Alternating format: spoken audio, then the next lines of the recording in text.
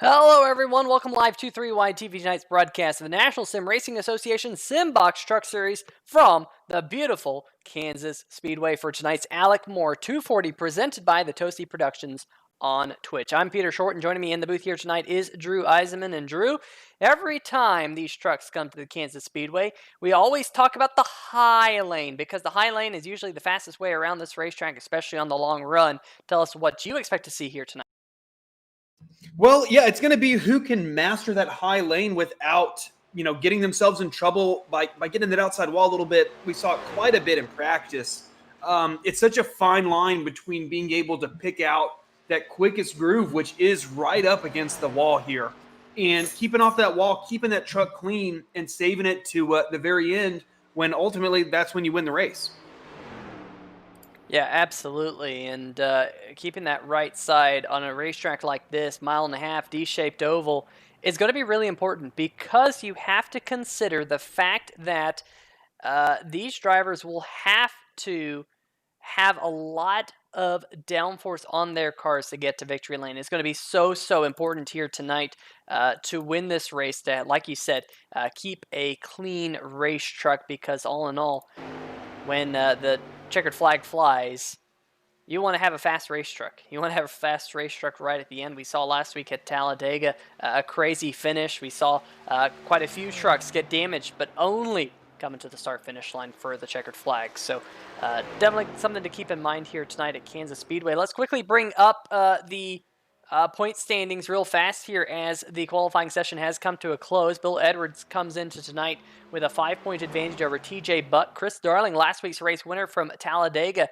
is going to be third place in points here tonight. Jeffrey Johnson Jr. coming in fourth. Jeff Price fifth. Colin Ullery, Doug Milliner, Paul Bilson, Tim Hammond, and James Arello rounding out your top 10. But I'll tell you what, Drew, very interesting here in that qualifying session a little bit ago, because it was indeed the number 62 machine of Colin Ullery who will be tonight's Sim Racing Shirts Pole Award winner in that West Virginia number 62 machine. But Drew, why don't you take us through tonight's starting lineup? Absolutely. Starting on pole, as previously mentioned, that 62 truck of Colin Ullery with James Zarello starting on his outside. Jamar Dumas, I believe this is his best starting position of the year, starting P3, with JT Poole, our Texas winner, starting P4. Matt Cherry displayed so much speed at these 1.5s. We'll see what he can do tonight, rolling off a P5 with Bill Edwards and starting in P6 to his outside. Aaron Mack in the 21 truck starting 7th. Chris Darling, who showed so much speed and then had that dramatic win at Talladega last week, starting P8, with Paul Bilson starting P9 and Monty Glover to his outside in 10th. Yeah, they round out your top 10 starting on the inside of row number 6, Ben Adams and Andrew Himmelman. How about this, folks? Ben Adams and Andrew Himmelman, stepfather and stepson, right there on row number 6. Great to see that. Row number 7, Jeff Price will roll off 13th, winner earlier this season, with Justin White to his outside in 14th position. Brian Bradley and Robert Dudley in the number 16 and the number 15. That's tricky, folks, because the number 15 starts in 16th, and the number 16 starts in 15th. So we'll just call that the topsy-turvy row here tonight, row number 8. On row number 9 on the inside, the number 13 of Jordan Schepler, and the 971 of Nathan Maurer had a lot of speed last week at Talladega in 18th. On the row number 10, and rounding out your top 20, on the inside, Matt Vander Kooi back to the Truck Series here tonight, and Doug Milliner rounding out your top 20 there, Drew. And Nicholas Bradley in that 40 truck will be starting P21 with GJ Boydell in that 014 truck starting to his outside. Ben Mashburn a little bit further down than I was expecting, starting P23, but I have no doubt that he will be making his way towards the front, with Peter Certo starting to his outside in 24th. Josh Sobel ran so well the past few races, really. We'll see if he can make his way up to the front, starting in P25, with Mitchell Adams, last year's champion, starting pretty far down the field in 26th. TJ Buck in 27th. Not a great qualifying effort for him either, as Michael Mooney will start to his outside. And Joey Doucette in that 61 truck will start P29, with Raymond Heilig in that 7 starting 30th. And then rounding out your field will be Steven Doziak in the starting in 31st, And I don't believe that this last truck will be a real one. And the judge, starting P32, I believe that's probably going to be our off-track admin, but we'll see about that. So there you go, Peter. There's your starting field. Yeah, we're trying to see if there's some issues here with the stream. Meanwhile, the pace truck is going to head down the road. Drew, can you do a little bit of investigation work for me to see if there's any issues with the stream right now? Everything is green on my end, and so nonetheless, speaking of green on my end, green flag is in the air. Colin Ullery in that number 62 machine will be your race leader going into turn number 1, but not for very long, because here comes the winner from earlier this season. In fact, 2 wins to his name. The number 9 machine of James Lorello down the backstretch will take the race lead, but just like that, JT Poole in the number 26 going to jump down to the inside of the turn number 3, and he's going to take the race lead. So Drew, we've been talking about that high line early on and in the pre-race, but so far that low line has been strong, but don't expect it to last like that for all too long. Yeah, I think this is definitely one of those deals where I think with new tires, you can probably make it work for a few laps. I definitely would not be trying to make this work through the long run. It's going to be really, really taxing on those tires, especially that right front, to try to make that bottom line work for a long period of time. But we're seeing Matt Cherry being able to challenge for this lead, as Colin Ullery's already fallen back to 4th position, having started on the pole, as JT Poole's currently our leader, with Matt Cherry. Not surprising based on his pace so far this year at these intermediate tracks, but he is going to try to clear him. Oh, so tight off of turn 2 there. Yeah, I mean, that definitely would have ended in disaster for those leaders had Matt Cherry decided to push that issue, but it looks like he's going to clear him in 3 and 4 and lead on lap 3. Yeah, that number 48 machine has been, like you said, Drew, so fast, and just hasn't had the finishes this season that he has really deserved. I mean, definitely not being able to get to the start-finish line in a top 5 spot. That number 8 truck definitely is here tonight to prove a point, and there he is already early on race leader here. 160 laps here tonight, 240 miles here in tonight's event, so kind of a long one tonight here, Drew. I mean, I know we've seen a couple 240-mile races so far this year, coming back at Atlanta Motor Speedway when we saw Lorello get to victory lane. But here at Kansas, speed's not as high as what you'd find back there at Atlanta. Yeah, but it's still definitely one of those quicker tracks. I believe Richmond was also a 240-mile race, and then a surely a much slower average mile per hour per lap at Richmond. So, I mean, I know that this is about what they shoot for, these 240-mile races. So, I think this is going to be pretty standard from here on out, as that 9 truck there of James Lorello making a move for 2nd. Maybe going to try to sneak up to 1st. No, he's going to clear that 26 truck off of turn 2, slot right in there. You can see the pace difference out of the corners there, as Lorello, I mean, he definitely was clear, but a clear difference in momentum between that 9 truck and that 26 of JT Poole. But JT, pretty amicable there, and let him kind of slot in line without causing too much drama. As the top 5 or so were single file, but quite a bit of side-by-side racing throughout the field here. Kind of seeing that background, which is honestly a little bit surprising. I thought by now on lap 7 that high lane would really start to kind of come into its own and make it really difficult for guys on the bottom to make this kind of prolonged side-by-side action. Yeah, absolutely. And you know, one thing we've talked about quite a bit this season, Drew, is tire wear with these trucks. I mean, they do have a small tank, and I do expect to see them on pit road about between lap 35 and maybe 42, kind of somewhere in that region. You know, I don't think in fact, they might even be shorter than that. It might be 30 to 35 when these drivers get down pit road, thinking about it now based off of the fuel mileage we've seen earlier in the season. So tire wear, although that usually comes into effect here at Kansas Speedway, it won't be as much here tonight because of that small fuel tank. But here comes Lorello once again trying to use that low line to try and take the race lead. But what you're starting to see, folks, is drivers favor that high line. Look, oh man, Lorello, he thought about cutting off JT Poole, but unable to do so down the backstretch. Maybe Poole gave him a little bit of slack there going off into turn number 3, so Lorello was able to get to the high side. But Drew, this is a racetrack where a lot of people pass around the high groove. I mean, if you can get to the quarter panel, as you see Jamar Dumas back here in that Texaco Haviland Chevrolet, he's trying to get past the number 50 of Bill Edwards. So we'll have to see whether or not that low lane can prevail. But based off my history at this racetrack, usually once you get past the first 5 laps, it is really just holding your position kind of on that high line and waiting for someone else to make a mistake and potentially get a strong enough run around the high groove. Now, that isn't to say you can't make a pass on the inside, but you typically have to pull a little bit of a slide job. Yeah, you kind of you have to gamble that guy is going to give you that. Possibly a little bit of connection issues there with Drew Eisenman, folks. Do apologize for that. Let's see if we can dial him up. Drew, you there? Yeah, 10-4. You got me. My finger might have slipped off my push to talk there. Yeah, might have happened. That might have happened, but go back just a little bit here on a 3-wide TV replay because something happened to the 48 machine.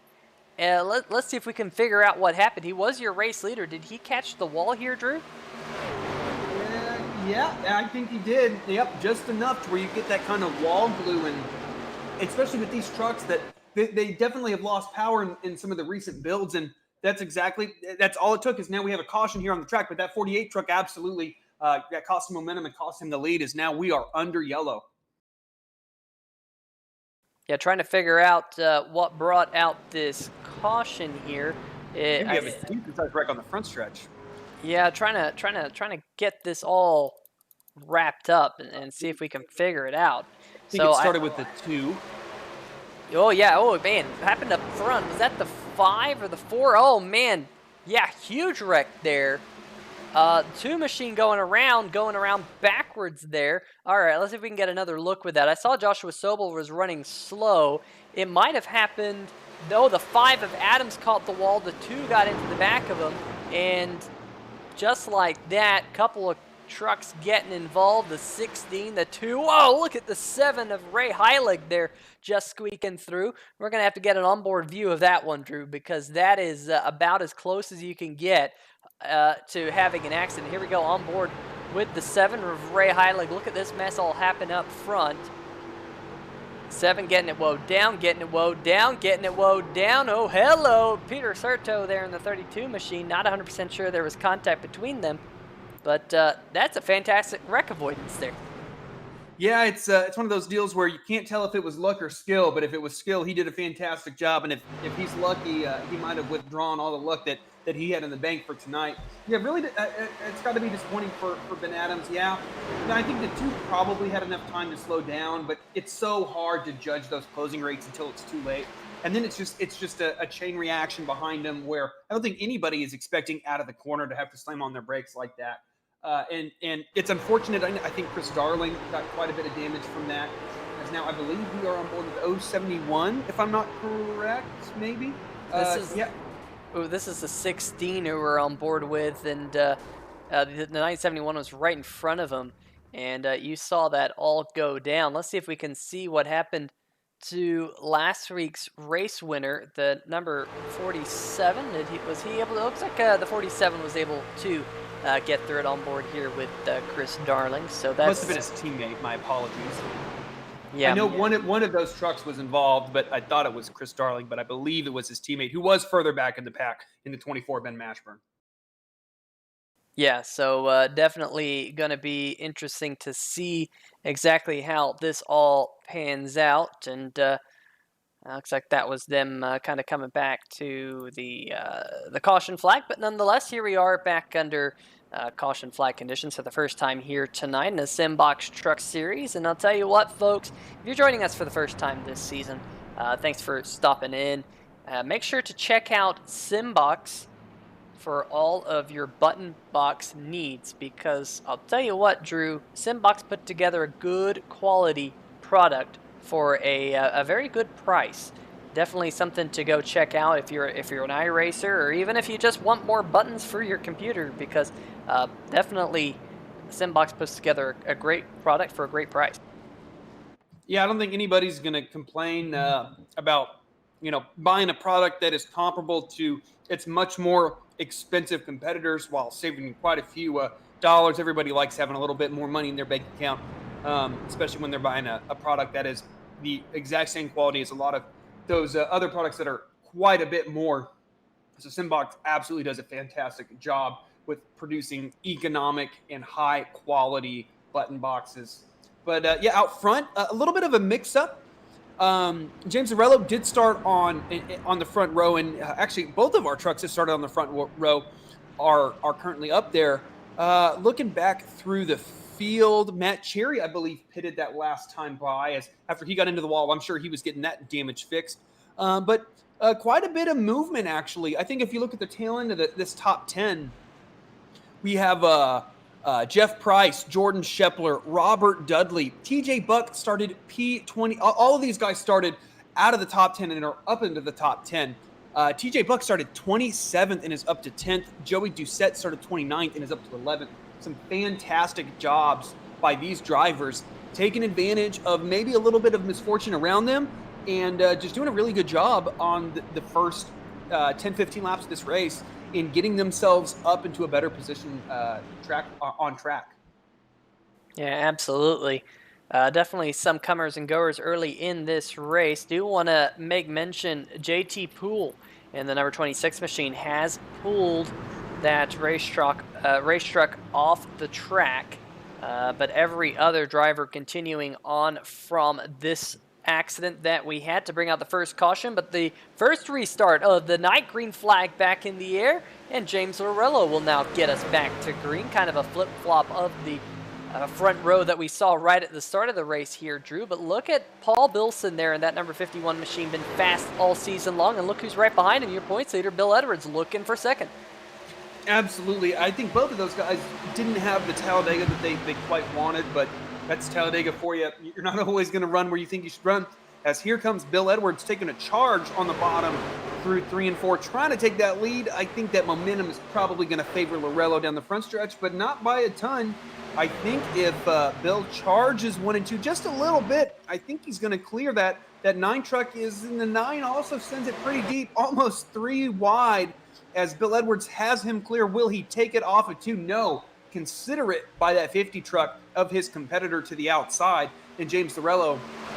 But 3 and 4 tends to favor that inside a little bit more. You're not quite as pinched down on exit, but I think that 9 truck is starting to pick up that pace, and as the speeds pick up a little bit, it tends to favor that outside more and more. But a little bit of argy-bargy almost between that 9 and the 28 of Jamar Dumas on the front stretch. And I think that cost Lorello just enough, probably to blip the throttle, and Bill Edwards will take the lead. Yeah, Bill Edwards down there, they were almost 3 wide going through the tri-oval, and you and I know, Drew, that at Kansas, 3 wide on lap number 19, probably not the best idea. But meanwhile, back behind him, we still got that side-by-side battle between the number 9 of James Lorello and Jamar Dumas down there on the inside. Look at Christopher Darling. A little bit of a new look on that number 47 here tonight, sporting the Total Nonstop Racing Stadium Truck Series. If you're interested in that, of course, Total Nonstop Racing broadcast here on 3 Wide TV on Monday nights. But definitely a great-looking ride coming out of the Max Grafix camp here this week. And he's trying to get himself up here to the 4th position, trying to clear the 51 of Bilson in that number 51 truck, currently in the 4th position. So far, so good for last week's race winner, Chris Darling. Yeah, absolutely. A little bit of a scare earlier when I misidentified him with his teammate, but he has been one of those guys that, as the race has gone on, he's become stronger and stronger and stronger. Unfortunately, at some of these the races like Richmond, where I think he probably had, if not the best truck, one of them had some kind of late misfortune and wasn't able to quite finish those. But we're now looking at that 16 truck on pit road. But back up front, I'm not terribly shocked at the level of aggression that we're seeing from these guys, because it can be so difficult to pass here at Kansas. I think you really have to kind of force a little bit early on in these runs to try to gain some track position because, quite frankly, if you don't do it within those first 5-10 laps, it's going to be much harder later in that run. As we're seeing the 28. Oh, I think we're almost. I believe that's TJ Buck. Thought better about making it 3 wide there behind our leaders, who are also side by side in James Lurello and that 51 truck of Paul Bilson. Paul looking on the bottom to take it through 1 and 2. He's going to slide it onto that outside groove there on the backstretch, taking the lead from James Lurello. And you could see down the backstretch, you could barely put a piece of paper between the back bumper of the number 51 and the 9 as they rocketed down there. That's that slide job I was talking about a little while ago. And sometimes all you need is just a little bit of clean air just in front of that car to move up. Now, when it is very difficult to pass, based on my experience, Drew, at this racetrack, is when you have a line of cars. We have a caution flag out. This will be the second caution flag of the night. We'll see if we can figure out what all went down. And I think this is a replay. This is a little bit further back in the pack. This is Andrew Himmelman and Nicholas Bradley here going through the tri-oval. The 4 on the high side, the 40. Oh, just coming together. They're going off into turn number 1. The 40 goes around, and that will bring out the second caution flag of the night. We'll see if we can get one more look of this one here, Drew, because the 4 machine, he's trying to use that high line. He's going up there, and then Bradley and the 4, they just have it coming together. That's one of those things where it can be very easy to misjudge how close a truck is to you, especially when you're kind of, the racetrack is flattening out there coming out of the tri-oval. Absolutely. I know I run a single monitor, and it can be really challenging in iRacing to judge just kind of where the right side of your truck is in relation to your competitor. And I think that's likely what happened there. Almost like an F1 style crash, though, with the wheels touching with that 4 truck kind of popping him up into the air. Not a lot he could have done. I think it's one of those tiny misjudgments that, unfortunately, I think for both trucks is going to have a pretty significant negative consequence. That 4's pretty torn up there on the front end. Is I believe everyone is coming down pit road except that 28 truck, Peter. Yeah, that's what I was going to say. Everyone's down pit road right now except for Jamar Dumas, who elected to stay out. So that's definitely probably going to work against him unless we get some other cautions here. But 2 cautions here in the early going. But Drew, let's talk about the current track conditions, because currently air temperature 65 degrees Fahrenheit, track temperature 67. These drivers are going to have quite a lot of grip out there tonight.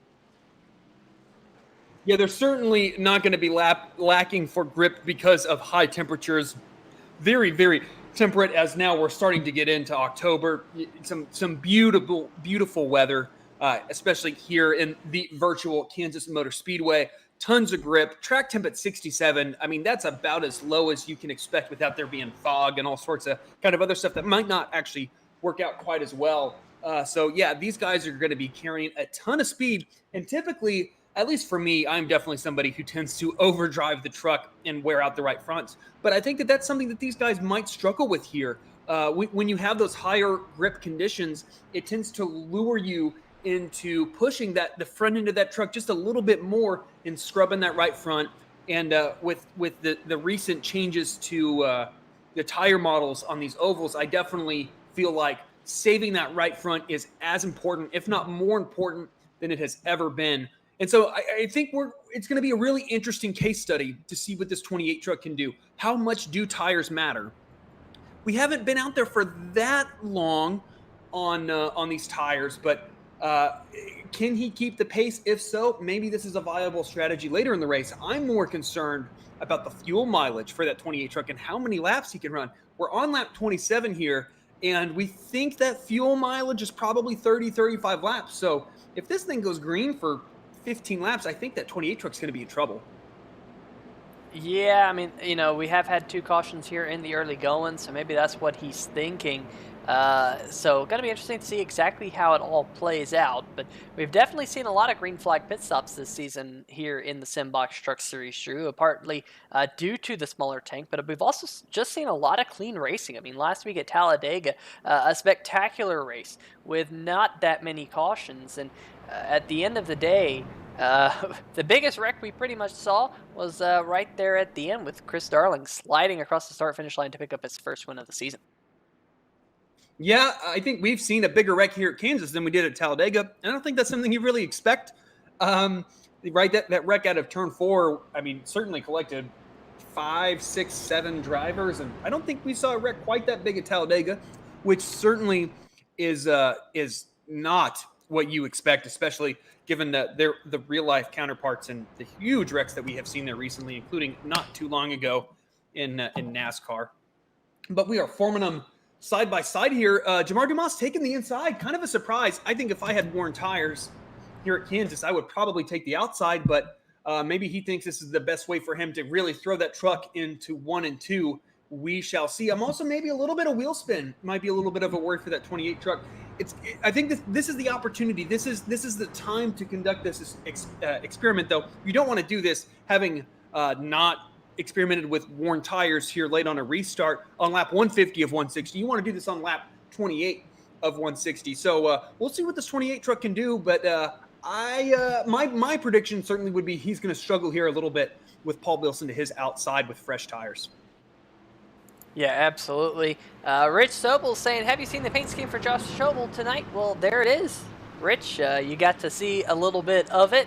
And great looking paint scheme. And we're about to go back to green flag racing here in just a brief second. There's the green flag and the number 28 machine. Jamar Dumas gets us back to the green flag as everyone races off into turn number 1. Look at that field. The field just fan out on the entry into turn number 1.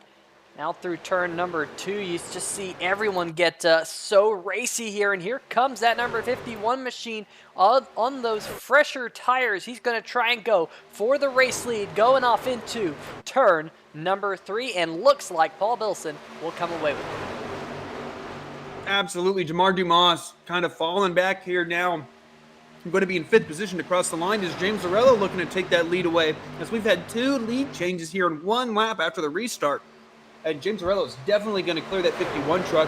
On these fresh tires, you can just clearly see how much momentum that bottom can carry through the apex. But it still is going to hurt you off the corner, and you're going to really have to rely on that guy to the outside of you through the corners to give you a little bit of a break momentum-wise on the backstretch, because he could just as easily cross it under to you. I wonder if that's going to play here later in the race, as we got a heck of a battle up here up front, side by side for the first 4 rows of trucks, as Paul Bilson's going to launch that 51 truck through 3 and 4 as we have a replay queued up, Pete.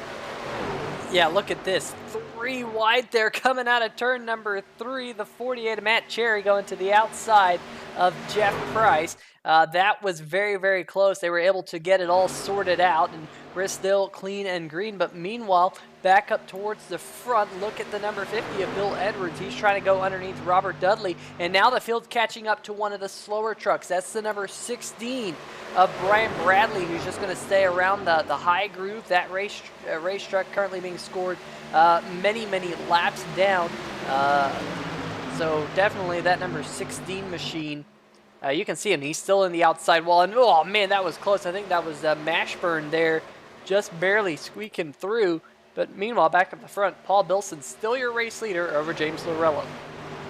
Yeah, I mean, one thing throughout the early parts of this season that we have not seen lacking is aggression from that 48 truck.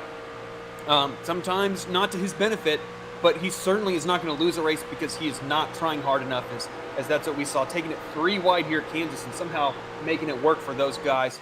But back up front, yeah, the 51 truck, pretty stable lead here. As now we're looking towards the tail end of those front 3. The front 3 actually broken away a little bit. Not sure I was quite expecting that. We'll see how long that stays the case. As Robert Dudley started 16th, moved up to 3rd. Good start to the race for him. Bill Edwards been staying up near the top 5 near the whole time. And right behind him, TJ Buck started 27th up to 5th. So fast at Texas. I don't think Kansas is really that close. I don't think it rewards drivers who are quick at one. Typically, I don't think it lends itself to being quick at the other. But TJ Buck certainly has figured out what he was missing in qualifying, is Now, Robert Dudley in that 15 truck looking to make a move to move himself up to second on James Lorello in that 9. I don't think he's going to quite have that momentum. We're starting to get to that time on this restart where it's going to be so tricky to make a move on the bottom. Is he could actually kind of old school Bristol, but in reverse, where at Bristol you'd get hung out on the outside back before the reconfiguration, and just truck after truck after truck would get by you. We see that here at Kansas. If you get stuck on the bottom, you just kind of struggle to kind of stop the bleeding and get back up in that top groove and kind of stop losing positions. We'll see if that 15 truck can move up here before losing too many more spots.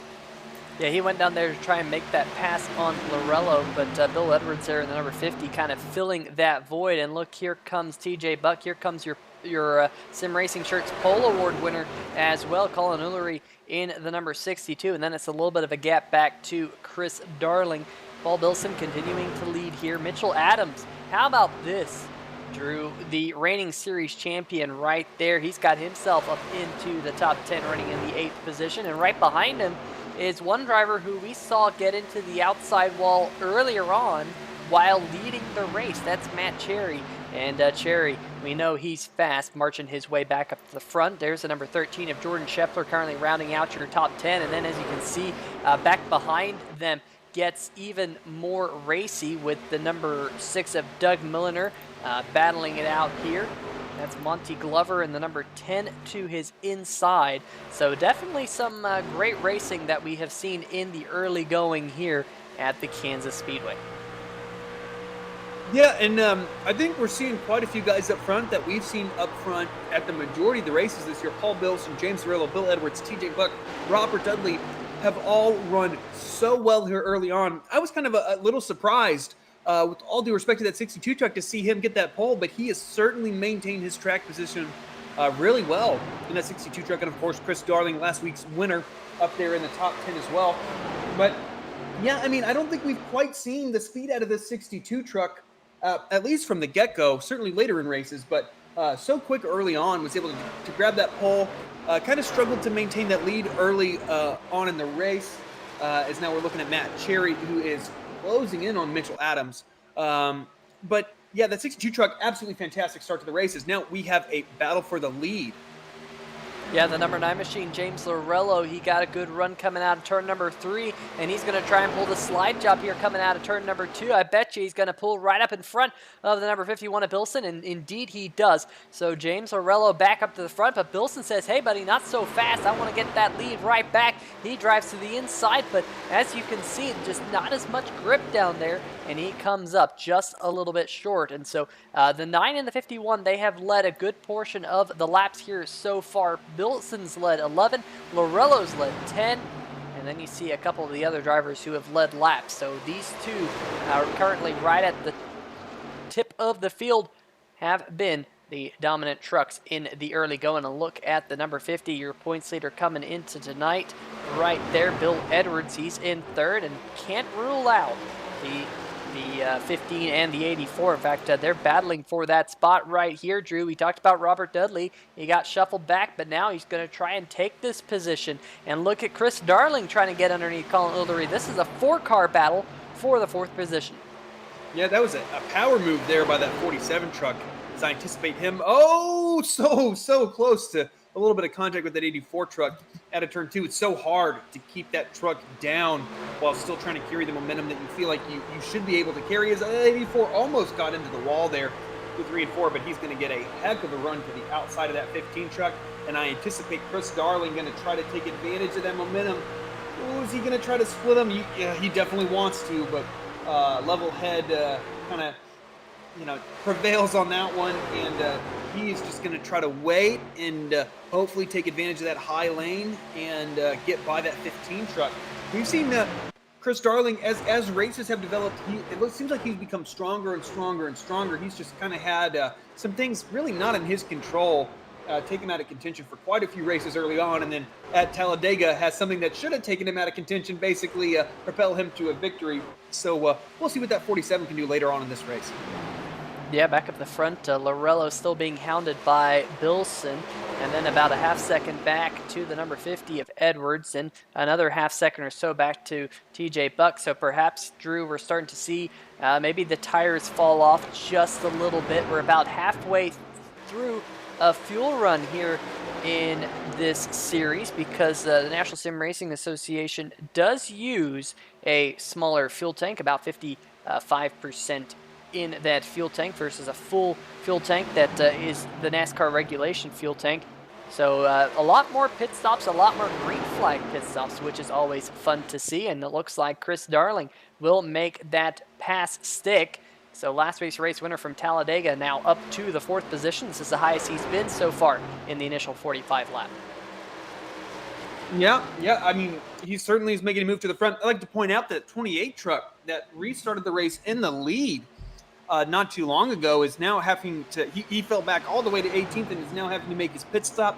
So that's 45 laps with several cautions. So I don't think that anyone else is going to be able to make near 45 laps, but that certainly is at the high end of the fuel window because I'm sure that 28 truck drove that thing to darn near dry. But now we're going to see how much are tires worth because now he is effectively short pitting the rest of the field, even though he's off strategy. Are these guys going to have to respond by coming down pit road shortly? We've seen this strategy work so well for that 48 truck in Matt Cherry in earlier races this year. We'll see how it turns out for this 28 truck. Yeah, without a doubt. I mean, you called it, Drew. When we went back to Green Flag Racing, we were a little bit concerned about, his tires, but you were more concerned about the fact that he had a lot less fuel in his fuel tank. And you're already seeing him have to pit here, but we have a side-by-side battle now brewing for the 2nd position. And look at your points leader, the number 50, Bill Edwards, trying to get that spot from Bilson. Bilson's had a fantastic race here so far, Drew. Been really impressed by that number 51 machine. Of course, sporting the pink numbers here tonight. A lot of trucks here tonight have pink all over their race cars. Of course, it is October, Breast Cancer Awareness Month, and that is the reason why. So a lot of these drivers supporting a good cause here tonight at Kansas Speedway, and we'll see it all month long. We saw it last week at Talladega, where we saw a couple of the pink cars. And Drew, we had a couple of pink cars there right at that photo finish that we had. It made for a very, very pink photo shot. Yeah, it's certainly not the. I mean, if you were to say for any other month, how many of the trucks crashing across the start-finish line at Talladega are pink, I think you would probably say 0. We certainly had multiple trucks last week do that with. Again, I don't think I've ever seen a truck completely sideways in front of the field when the entire field isn't wrecking and still take the checkered flag at Talladega. That was a heck of a finish. If you guys watching tonight haven't seen that race, I highly recommend going back and watching it because it was an incredible finish. As we're looking now back at the 48 truck, and he's not, has he been in the wall again? He was running up near close to the top 5. Wasn't really expecting to see Matt Cherry at the tail end of the top 10. Maybe I'm just misremembering it because he's shown so much pace here early on, got into the wall while leading earlier, which cost him, it felt like 10, 15 positions. So I think that right side looks pretty clean for that 48 truck compared to the first time he got into the wall. So I just might be misremembering it. As last year's series champion in that 49 truck, he has 2 positions rather ahead of that 48 truck, looking to make a move on TJ Buck there in the 84 truck. Yeah, I'll tell you what, it looks like the 49 possibly has a little bit of front end damage. Doesn't look 100% square at the front of the truck. Doesn't seem to be affecting him all too much, however, and that's the good news as he's continuing to work his way forward. But back to your point, the 48 of Matt Cherry, he kind of stalled out. He was able to get himself up to around this 9th position or so and just couldn't make up any more positions. I wonder if he used up his tires to get up to that positions. That is definitely possible. I know I've raced here at Kansas Speedway where sometimes if you run that inside groove and you run that inside groove very, very hard the first 4 or 5 laps, you just end up eating through your tires and you have nothing for them as the run goes on. And here we are, of course, the longest green flag run of the night. In fact, we've been green flag now for 25 or so laps. That's about half of tonight's running so far. And whoa, we got cars headed down pit road. How about that? The number 51, Paul Bilson, peels his truck, and look at James Lorello. That's a late lunge in that number 9 Silverado. So as I was just about to say, Drew, we've had the longest green flag run of the race so far. And I was expecting to see trucks on pit road here in a couple laps, but this is even a little bit surprising for me.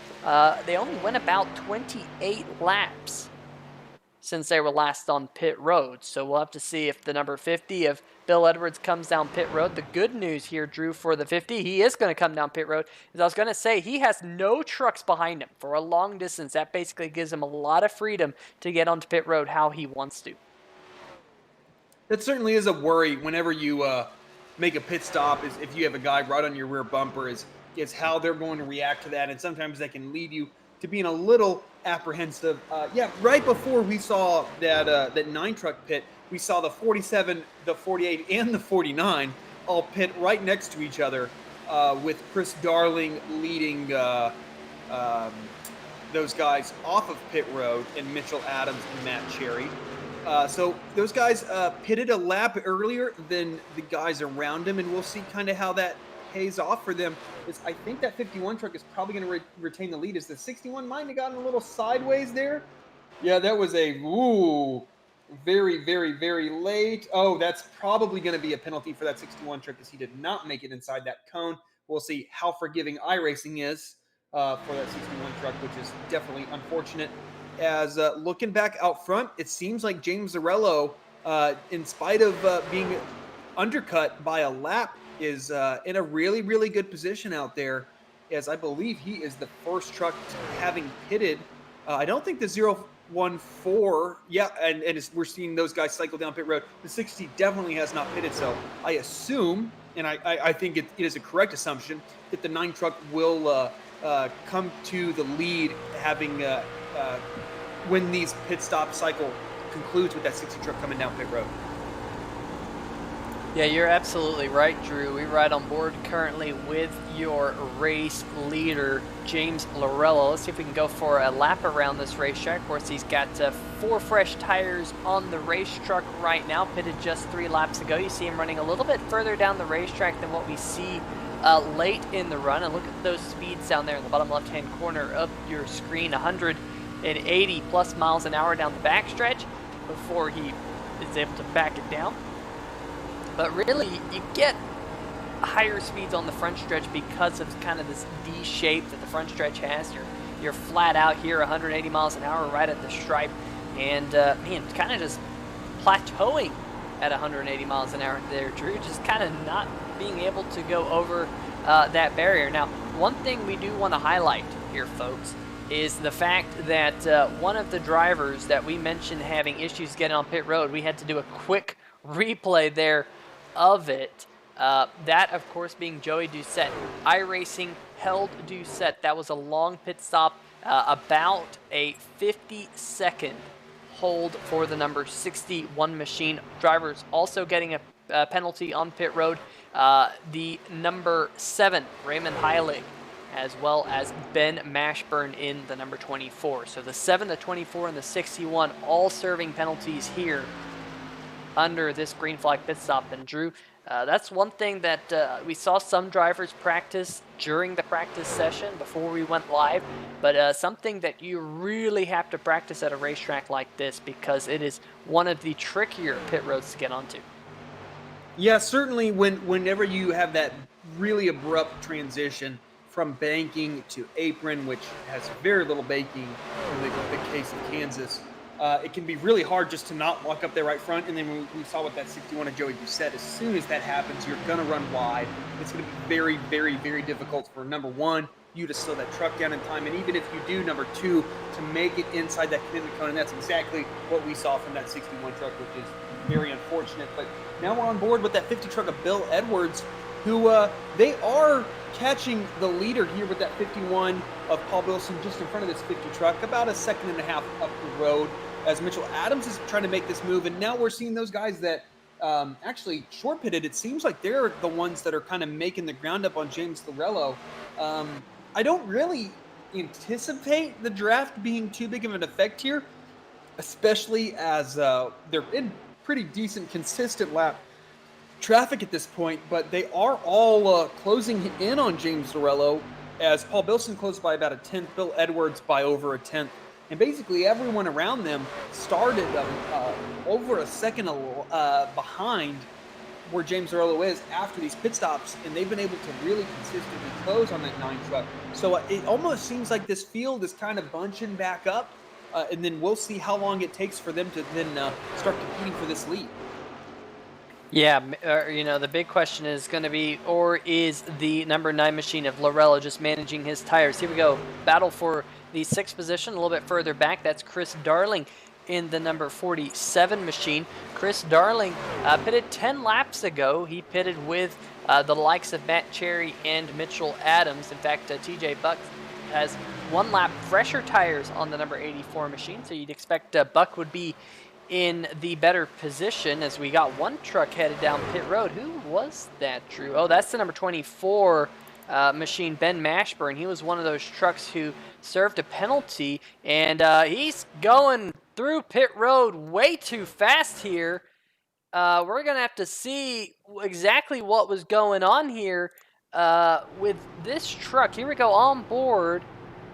I don't know if he's having some type of connection issue, but just didn't brake to get to pit road. Going 100 miles an hour, was he able to find his pit box? And looks like he finally was, but that was a little bit strange. And just like that, Ben Mashburn has left the facility. So looks like Ben Mashburn's night will go no further in the sun-kissed machine. Looks like he will probably be scored with a 27th position finish here tonight. One of the other trucks sitting on pit road right now, Nathan Maurer, you see him right there, currently being scored 6 laps down in that truck. Not 100% sure what exactly happened to him, but Drew, we are now down to 26 trucks. 19 of those are on the lead lap. We see the number 88 of Michael Mooney currently is the last truck on the lead lap. Andrew Himmelman right there in the number 4 truck is being scored the first truck 1 lap down. You see he's getting passed by the number 50. But one thing to keep in mind for the Drew Himmelman fans is he was one of the earliest adopters on pit road. Probably another 13 or so laps until he is back down on pit road. In fact, the number 5, Ben Adams. Drew, these two started together here tonight. Both have had their woes in the early going.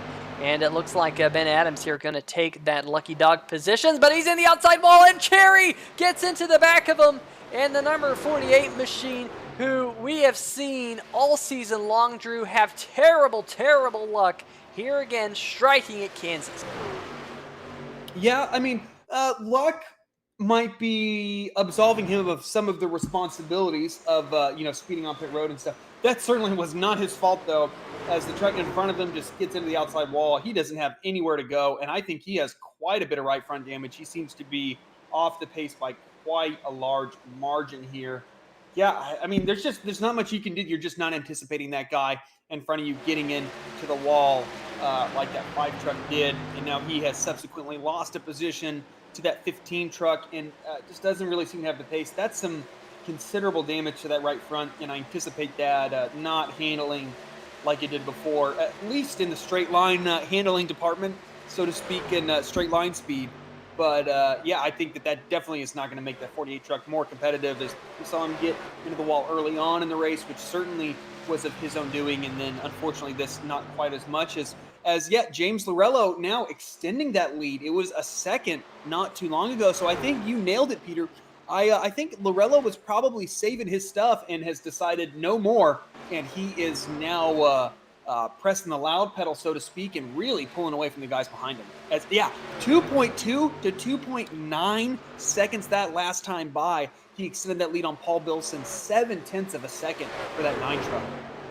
This is a battle that we're going to have to keep our eyes on, though, Drew, because it is brewing. The number 50 of Bill Edwards has that 3rd spot. Last week's race winner from Talladega, Chris Darling, sitting in 4th. the reigning Simbox Truck Series champion right there, Mitchell Adams in the number 49. He's not running a full schedule this year in this series in the National Sim Racing Association, but he definitely still knows how to wheel a race truck around the Kansas Speedway right in front of TJ Buck. These drivers have been glued together pretty much since the pit stops, and we are closing in on the halfway mark. Robert Dudley in the number 15 has also been slowly but surely reeling in these 3 trucks in front of him. Problem is we've highlighted, Drew, just how difficult it is to pass around this racetrack. We'll see if we can go on board here with Dudley for a lap or so and see the different lines. And we've mentioned that low line just has less grip, but another thing that we touched on right at the top of the show is the fact that Kansas is a racetrack where downforce is important, and you can see Dudley running down there, possibly just trying to get some clean air on the nose, get that full downforce so he doesn't have any of that aero wash coming off the back of the 3 trucks in front of him. Yeah, that's certainly at these larger tracks where you are carrying a lot more apex speed. Like Kansas does have fairly wide corner, so to speak. Like you're not really pinched in like you are at maybe Charlotte or Texas even. It's now we are queuing up a replay here.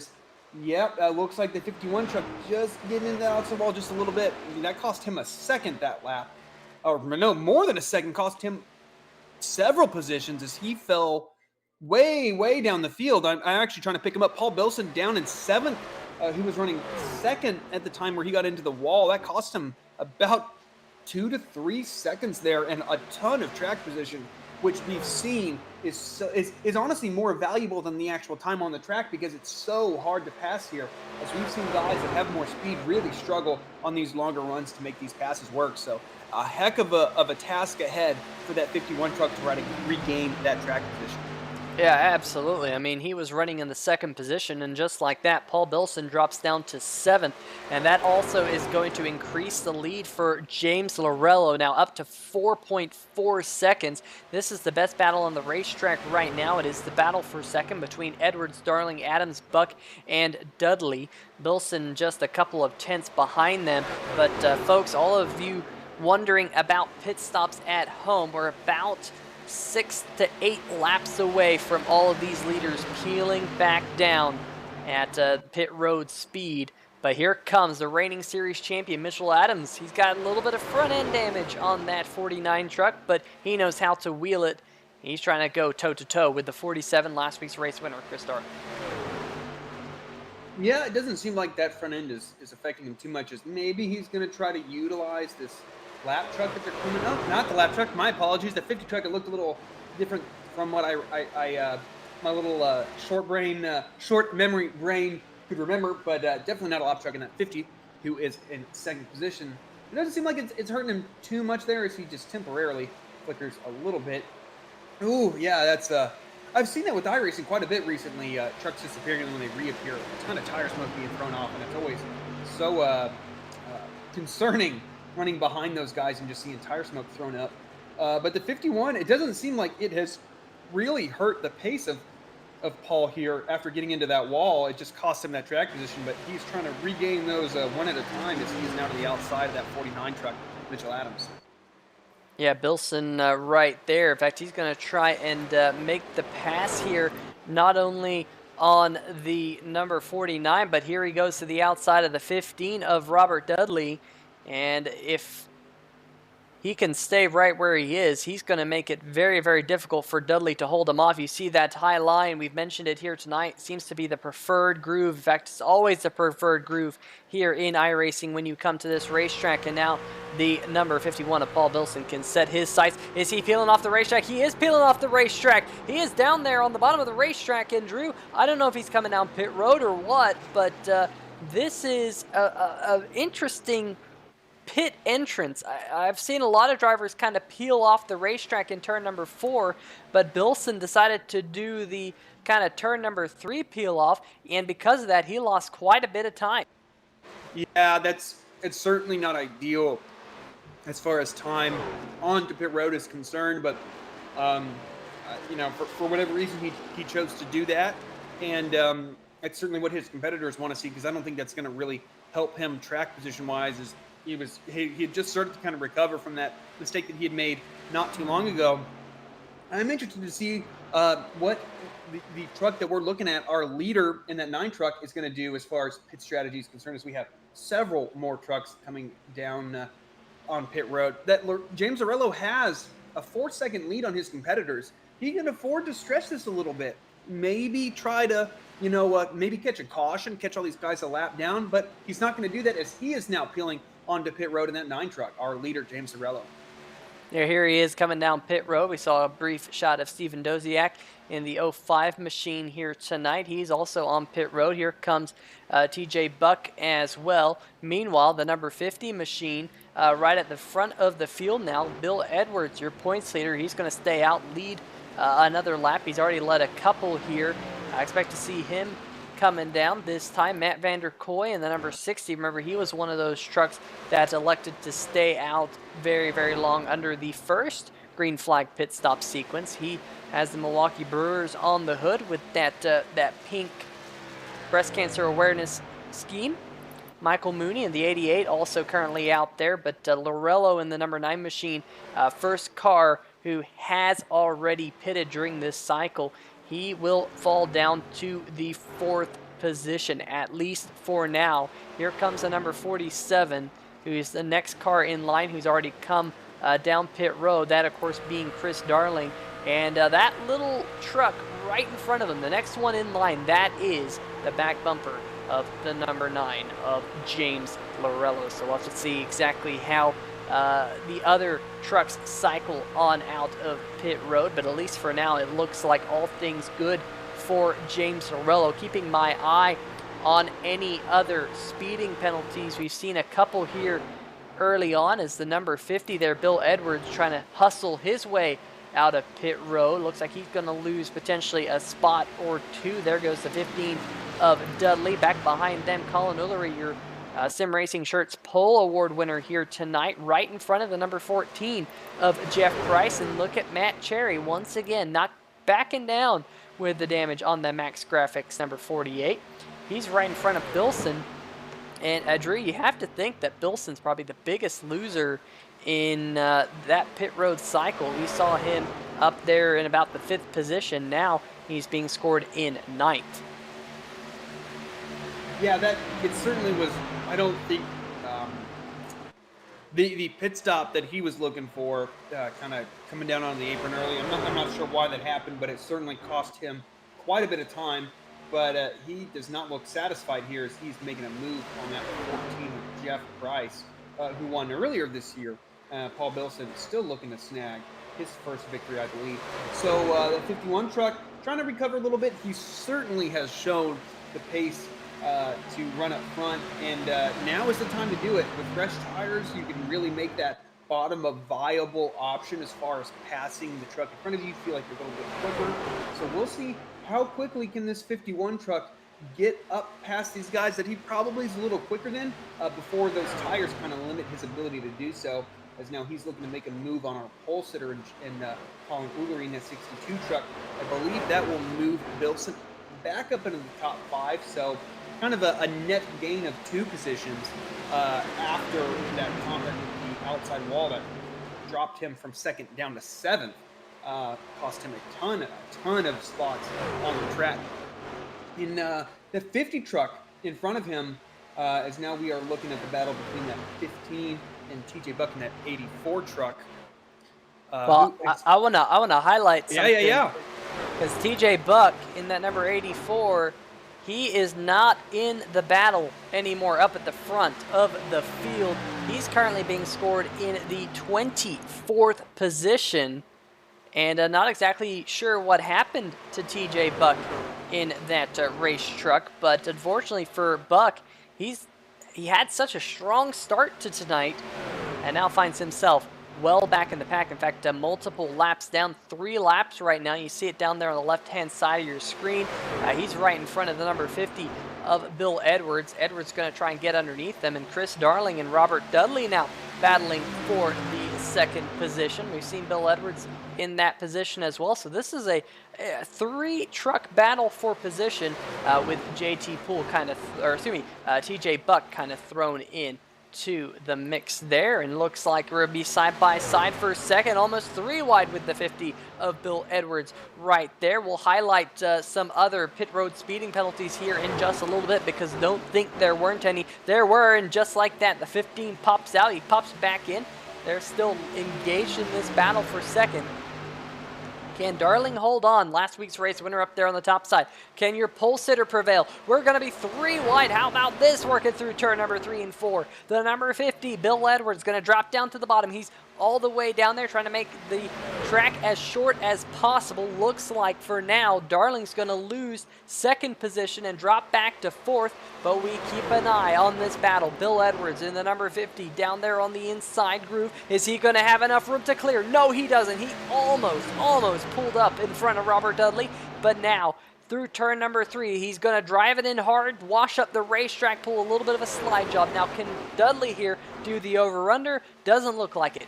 Bill Edwards back up to second, but Drew, that was some good, hard, clean racing here at Kansas. Yeah, it absolutely was. And that's what you got to do here. You got to really force the issue and make that judgment call to where, is this a reasonable move to put onto my competitor? Is that 47 truck now going to get to the inside? Here comes an 84. That is a grow. I thought he was going to make it 3 wide there. Aggressive for a truck 3 laps down. That's unfortunate. We saw that 84 be so quick earlier on in the race. I'm not sure what happened, kind of as you mentioned, putting him 3 laps down. But he certainly is not lacking pace compared to these guys that he's racing around him, which is basically second, third, and fourth here, as now we are riding on board with Paul Bilson, who has started to catch these guys. Done a really, really good job of recovering in that 51 truck. He was quite a few seconds behind these guys, in fact. And he has closed into just a few tenths, kind of watching this stuff unfold in front of him, as I think he is going to have close to the freshest tires. He and that 50 truck, I think, are within a lap of each other tires-wise, especially compared to Chris Darling, who undercut everybody that he is fighting with. So he's going to be at a little bit of a disadvantage as far as age of tires is concerned. And he's doing a good job hanging on there, but yeah, it's just really, really competitive. And when you're on the lead lap and you're having to battle guys like TJ Buck, who are a lap down and definitely have pace, but it can be so frustrating when they put you in kind of a compromising position. And, they're having their own race, but they're not on the lead lap and they're not kind of battling with you. And it can take you out of your rhythm, and it can mess with you a little bit, and it can be really, really frustrating. I know I've experienced that in the past. Yeah, absolutely. And while things at least calm down for position, you see Robert Dudley trying to deal with the lap truck there, Michael Mooney. Like I said, there were some pit road speeding penalties. Definitely Raymond Heilig, Jordan Shepler.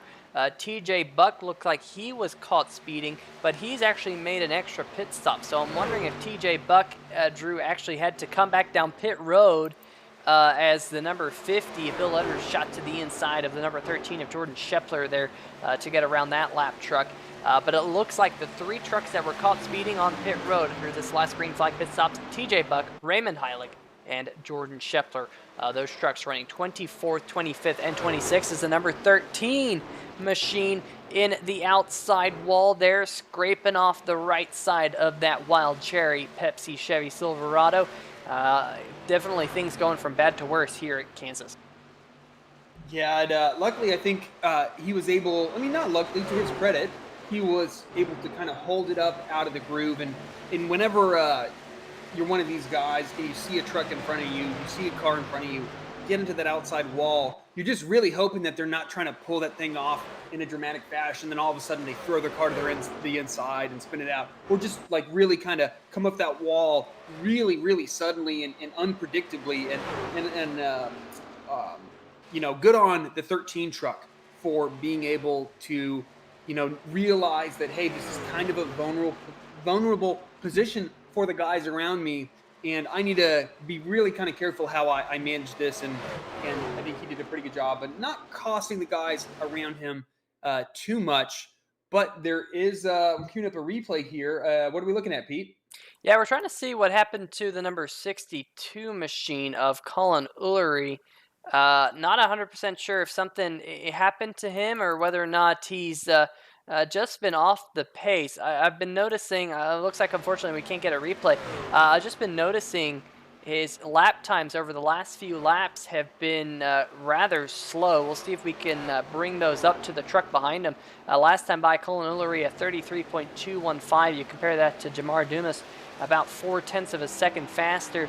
And we're also seeing a little bit of right side damage that we haven't seen on that number 62 machine. We'll see if we can get a better look at it here as he flashes down the front stretch. You can see that right front there just crinkled in front of that right front tire, as well as some scratches down the right side of that car. So maybe he has flirted with the outside wall, much like the number 13 of Scheffler, who we saw do it a couple laps ago. Meanwhile, we're down to just 14 trucks on the lead lap. This is the battle for what would be the final position on the lead lap, right in front of James Lorello. Drew, we haven't really been highlighting Lorello because he's just been scooting away from the field, but he's caught some pretty heavy lap traffic, including the number 30 of Joshua Sobel. That is Steven Doziak in the number 05 Mountain Dew Chevrolet right in front of him. And look at this. Here is the number 9 of Lorello, all by himself up at the front. A 5-second race lead here as we start to work lap number 100 this time by.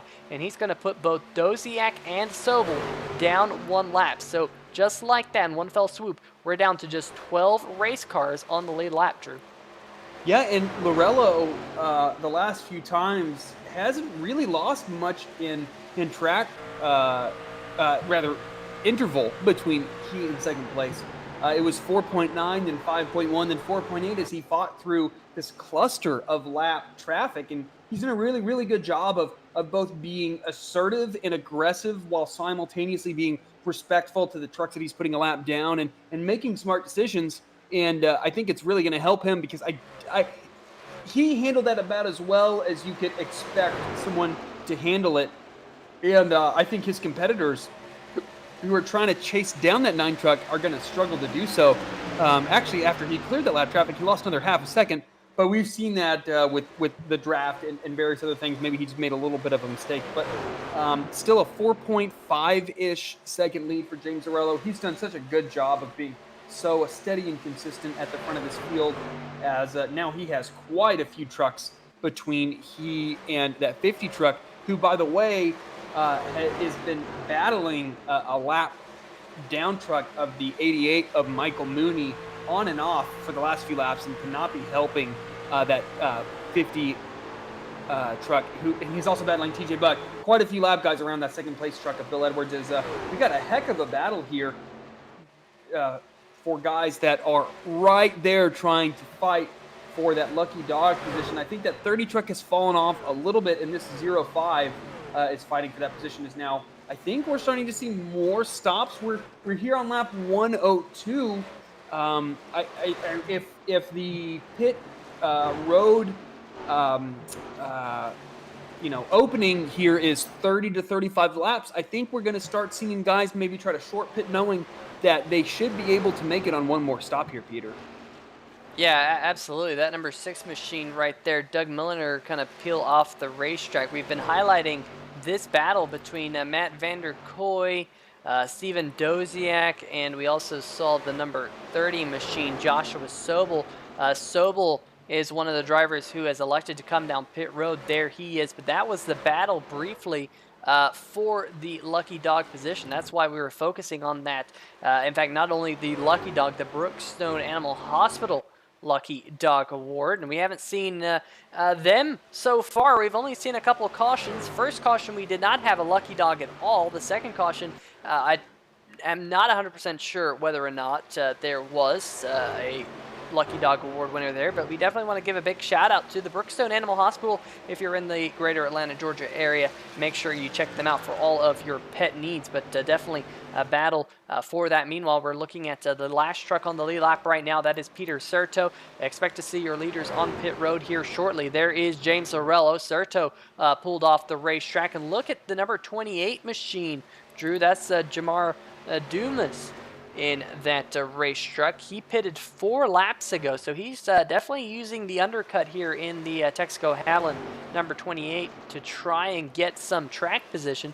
But could be interesting because you mentioned that pit window being about, 28 or so laps, it's going to be difficult for some of these trucks to almost stretch it 30 laps to make it to the end and only one more stop. We know, however, that Lorello should be good. Meanwhile, we got some more takers on pit road. The number 15 is down there. Jeff Price is on pit road.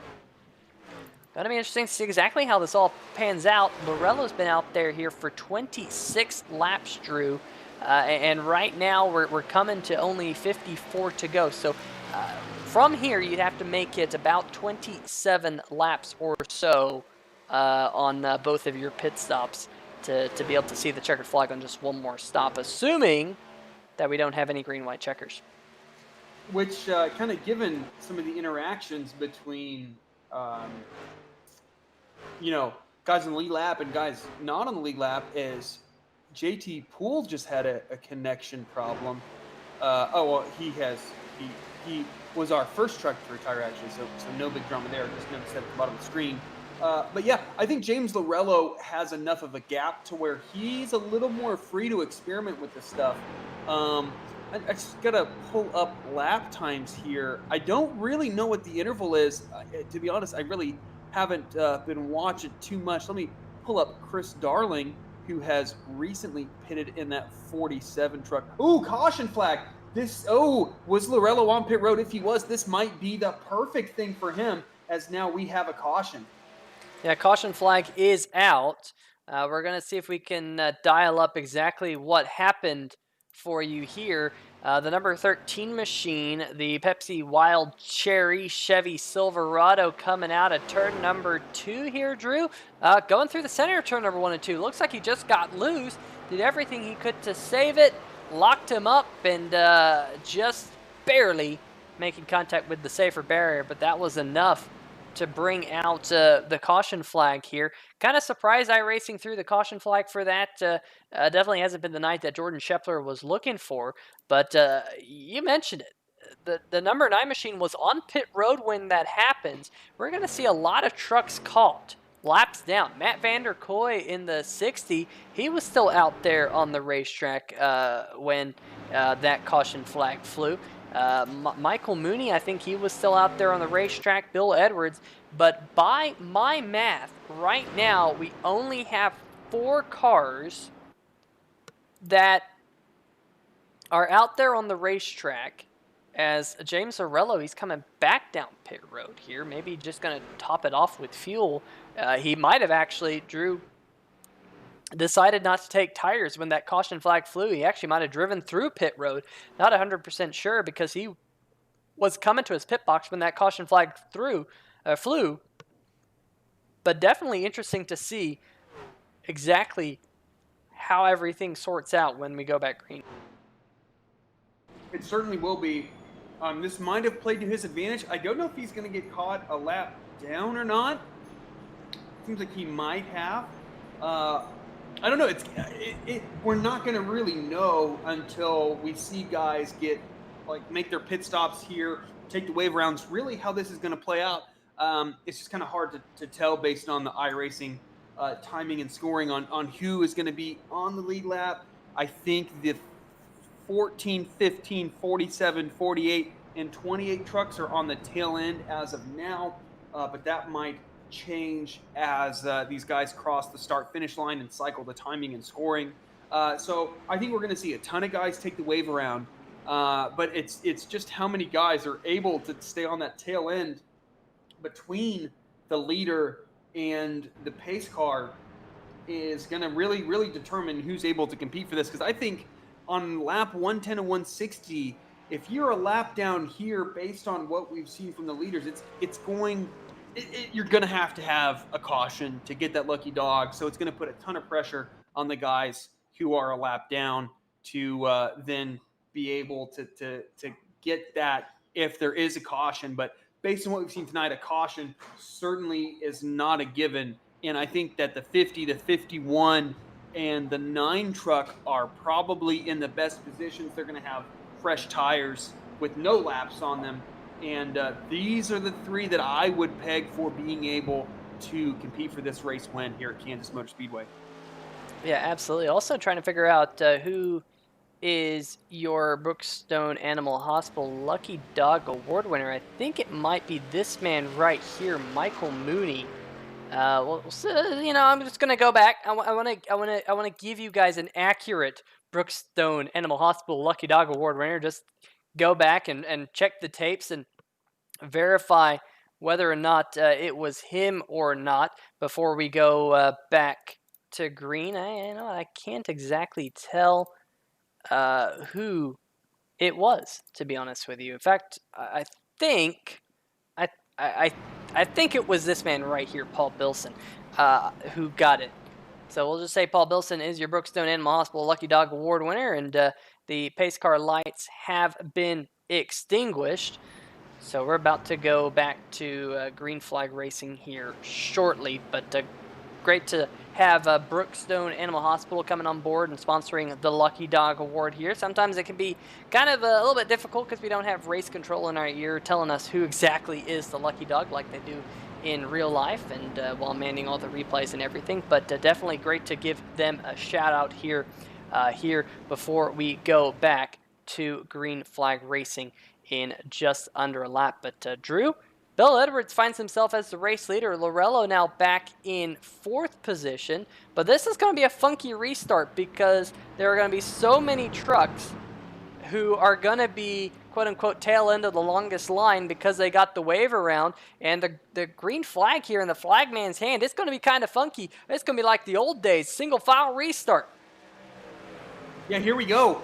Yeah, funky restart, as you mentioned. Kind of hard to determine just based on the visuals of who exactly is fighting for this race lead here. Is that it is in fact that 50 truck out front of Bill Edwards with that 60 right behind him, that pink and white truck. Almost kind of looks like a pink Kevin Harvick Budweiser scheme from not too long ago in his earlier Stuart Haas days. But yeah, James Lorello already up to 2nd. I mean, he's been so quick here.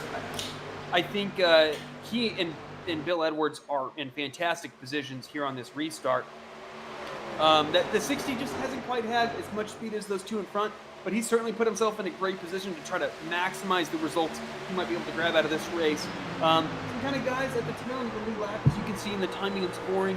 Jamar Dumas in the 28 truck, that 48, the 15, the 14, and I believe the 47 truck, all were either able to take the wave round or get that lucky dog, starting 6 seconds behind our leader in Bill Edwards.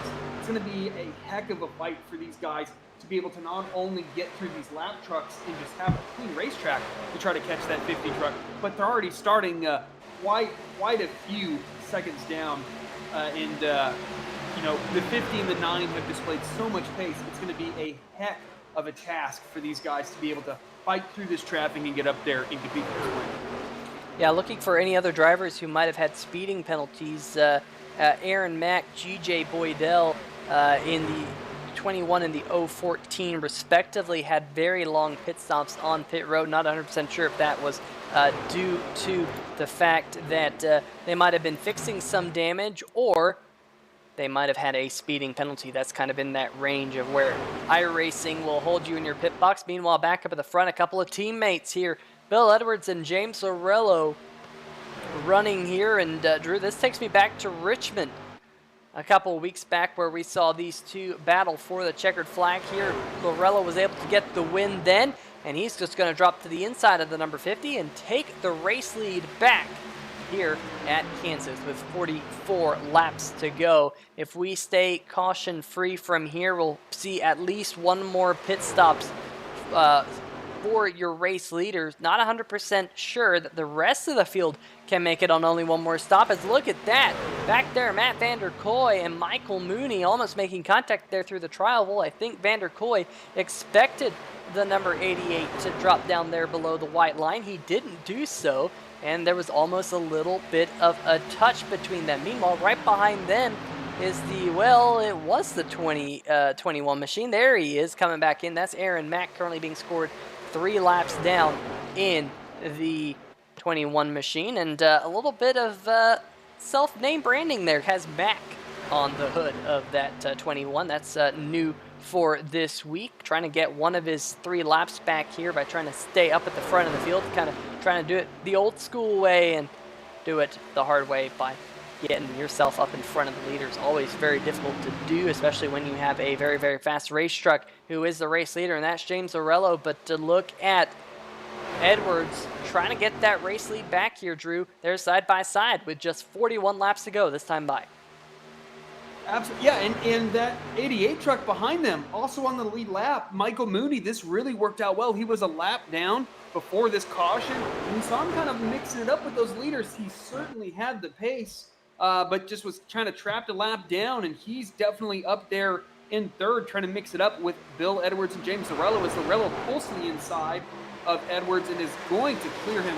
You just see that bottom lane work so well with fresh tires, as he's going to bring Michael Mooney, that 88 truck, with him. Is Mooney going to make a move to the outside on the front stretch? That's going to be a task. No, Lorello closes the door. Man, you can tell it's getting late here at Kansas, as Lorello not willing to concede that outside groove to that 88 truck. And yeah, I think that once we start to kind of calm down and these tires make that bottom less and less viable, I think this 9 truck, if he's able to kind of weather this kind of onslaught from his competitors, is likely going to have a really, really strong truck, as we've seen. But it's just so hard to kind of, deal with these constant attacks from trucks around you, as they absolutely should, right? If you're going to beat this 9 truck based on what we've seen tonight, you have to get out there and try to get by him now, because if you try to wait till later, if you show that patience, he's going to run away with it. So I certainly don't blame these guys, but if you're Lorello, you're like, come on, man, you've seen how fast I am all night. Give me a little bit of a break, but his competitors certainly are not willing to oblige him on that. Whoa, look at this. That is Aaron Mack, the 61, Joey Doucette, and your reigning series champion, Mitchell Adams. Adams finds himself 2 laps down in that number 49 machine, and on the inside of that 3-wide battle, he's actually battling Joey Doucette for the 17th spot. And Drew, this just goes back to the fact that when that caution flag came out, we were in the middle of a green flag cycle. It has really shuffled this field. You can see only 10 trucks on the lead lap here tonight. Some drivers, like the 46 of Chris Darling, he finds himself right now 5.8 seconds behind the race lead, down in 6th. He definitely would have had a shot at a top 3 if it wasn't for that caution. But now we're seeing some names that we haven't seen a lot tonight. Michael Mooney in the 88, Matt Vander Kooi in the number 60. Those trucks, remember, they were on a long pit stop strategy.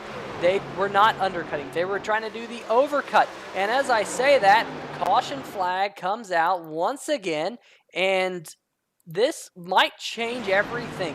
It's a little bit further back in the pack. Rich, if you're watching this, close your eyes, because it does involve the number 30 there. Oh, man, was that net code there between the 15 and the 30?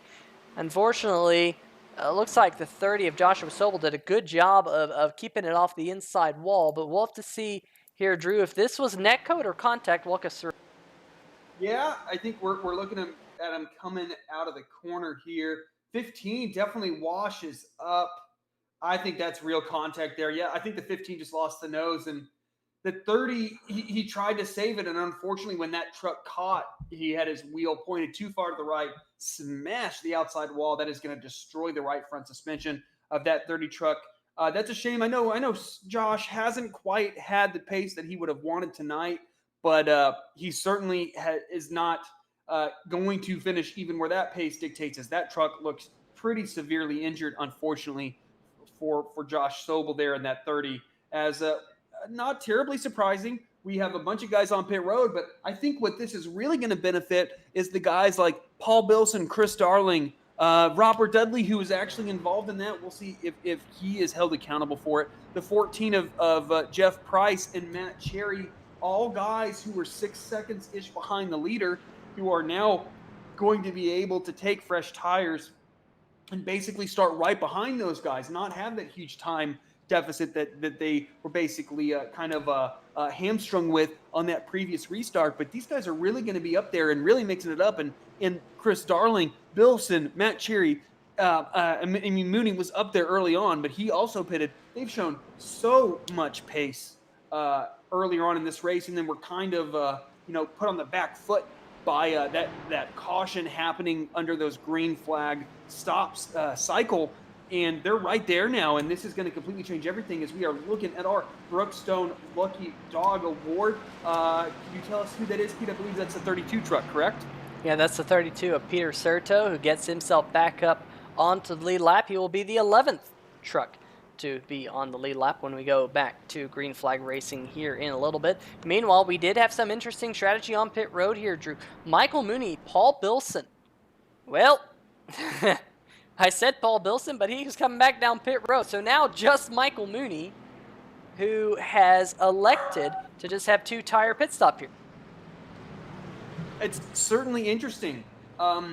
It's really, really late in the race to try something as aggressive and untested as 2 tires here at Kansas. I know in the past I have been obliterated by this strategy. I was leading here in a league that we both have participated in, and I made the mistake of pitting for 4. All of my competitors pitted for 2, and while I was leading going into the last cycle of pit stops, I did not lead coming out of that, nor did I win that race.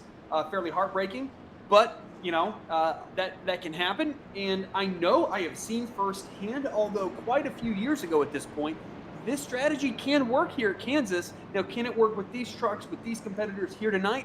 Well, there's only one way to find out, and we are going to see with Michael Mooney in that 88 truck. Yeah, let's see if we can dial him up here on 3 Wide TV. Michael Mooney, Peter Short here in the 3 Wide TV booth. You got a copy? Yes, I do. Well, I'll tell you what, man, out there, 2-tire strategy, kind of a gutsy move at this point in the race. What you thinking? I did it earlier. I don't think I have much of a problem. All right. Well, I like the sounds of that, Michael. Trying something a little bit earlier in the race and learning something. Best of luck here when we go back green. Yep. All right. Well, Drew, I really like the fact that he, learned something earlier in the race. He says he's already done it. He says he doesn't really have any qualms about it. We did have about 16 or so laps under that last green flag run, which is about half a run. Yeah, man, I don't know. I'd be surprised. I'm like you. I'd be surprised with the fact that we still have 33 laps to go if this 2-tire strategy works. But if it does, more power to him. Yeah, it's going to be an interesting thing. I don't know that he quite had the pace over the long run to get up there and compete with these guys around him. So I think if you are, hey man, if you're of the mentality that I want to go out and win this race, right? We've seen a ton of pace from that 88 truck. I think kind of more so here than I, at least from my perspective, have seen elsewhere. I like a guy who's willing to kind of gamble a little bit to try to grab a win because they can be so hard to come by sometimes, especially given the dominance of that 9 truck. But here we go. We are taking the green flag, and we're going to find out, will the strategy work as a heck of a restart by that 88 truck on the outside lane. And he is going to clear James Zarello by quite a few car lengths going into 1. And we're going to very, very quickly see if that 2-tire strategy pays off for him. Yeah, here comes James Zarello in that number 9 machine. He's just going to drop to the inside, and just like that, James Zarello gets himself back up to the front in the 2nd position. Now that's where we're going to be keeping focus on, because 2 tires on the 88. Here comes Matt Vanderkoy in the 60. He has 4 fresh tires on it, and look at this stack up right behind him. Look at the 51 of Bilson. Look at the 50 of Edwards. Look at the 14 of Price. And then, of course, in there is TJ Buck in the 84. He's a couple laps down. Oh, is that contact between Vanderkoy and the number 51? That was very, very close. We'll see if we can go catch that one on a replay real fast, because I'll tell you what, that was very, very close here going off into the corner. Drew, talk us through this. Yeah, here we go. Wow, I can't believe they made that. Yeah, it looked like that 60 truck just kind of let off a little bit earlier than that 51 truck behind him was expecting, and a bit of a stack up, and kind of surprising that we didn't have a wreck there. Good job to everyone involved in that. Yeah, I mean, we've seen so much pace from that 51 truck, and while Vanderkoy has kind of maximized his opportunities in this race, I don't think we've seen him show the pace of these front runners, who Paul Bilson should certainly be considered one of. And I think they probably caught that 51 truck out a little bit, kind of having a guy who might not be going to the corner quite as deep as some of these front runners, and that almost caused a heck of a calamity here with only just under 30 to go. So it is certainly go time here. As, the 14 truck gets turned. Was that by Vanderkoy? Oh, contact again going into 3. That is certainly unfortunate for Jeff Price, who has already snagged a winner earlier. Here we go. Almost 3 wide here. And then coming off the corner. Yeah, I think that's on Vanderkoy. I think he just comes down just a little bit, just enough to really hook that 14 truck, and then tags him again for good measure going into turn 3. Unfortunate for everyone involved. I don't think any other trucks got a piece of this, but here we go from the blimp cam here, Peter. What do you see? Yeah, they come off the corner, and man, there might have been a little bit of net code involved, but it looked like the 60 was coming down. The 14 appeared to be holding his line, and unfortunately from the winner earlier this year at Las Vegas, he gets hooked up into the outside wall, bringing out another caution. And unfortunately, you see that number 14 machine quite a lot of damage. He is one of the only trucks on the lead lap. That is the good news for the number 14 mobile. But it looks like he'll have to come down pit road and get a lot of that damage fixed. Meanwhile, Michael Mooney in the 88, he elected to stay out again, folks. Meanwhile, your leaders, like the number 9 of Lorello, coming down pit road. And Drew, this is that point of the night where they possibly can go all the way to the end from here. As you see, Doug Milliner getting the Brookstone Animal Hospital Lucky Dog Award here under this caution. That number 6 going to get back onto the lead lap. We'll have 13 trucks on the lead lap when we go back green. But all in all, Drew, going to be interesting to see. Number 88, he stays out. He dropped back to 3rd there. He was passed by both the 9 and the 50. Maybe he's thinking just come down pit road this next time, top it off. Maybe thinking about green-white checker. I'm not 100% sure here. Yeah, I don't know if this 88 can make it. It's going to be really, really, really close, especially if we go green from here. I think everybody who pitted this last time by will be able to make it short of a green-white checkered finish here. But I don't, it's going to be really tight for that 88 truck, and I don't think you want to have to be saving fuel when none of your competitors around you are going to be saving fuel. As the 88 truck peels off, actually, our leader peels off onto pit road. So I think he might have realized that he is in a not a realistic position if he wants to compete for this win, and so he's probably going to come down pit road, take 4 tires, and fill that thing full of gas. And unfortunately, I really wanted to see how that two tire strategy would pay off for him on the long run, and it's kind of unfortunate that we're not going to get to see that. Yeah, absolutely. I completely agree. Definitely going to be interesting to see. He's going to have a little bit extra gas in the tank, Drew, and that is not going to be a bad thing, especially if these laps wind down and we go caution-free from here, because your leader's pitted with 27 laps to go. Yes, we have a caution flag. Yes, they can save fuel while they kind of pace around. In fact, we'll see if we can go on board here with the number 9 of Lorello, trying to keep those RPMs down as low as he can.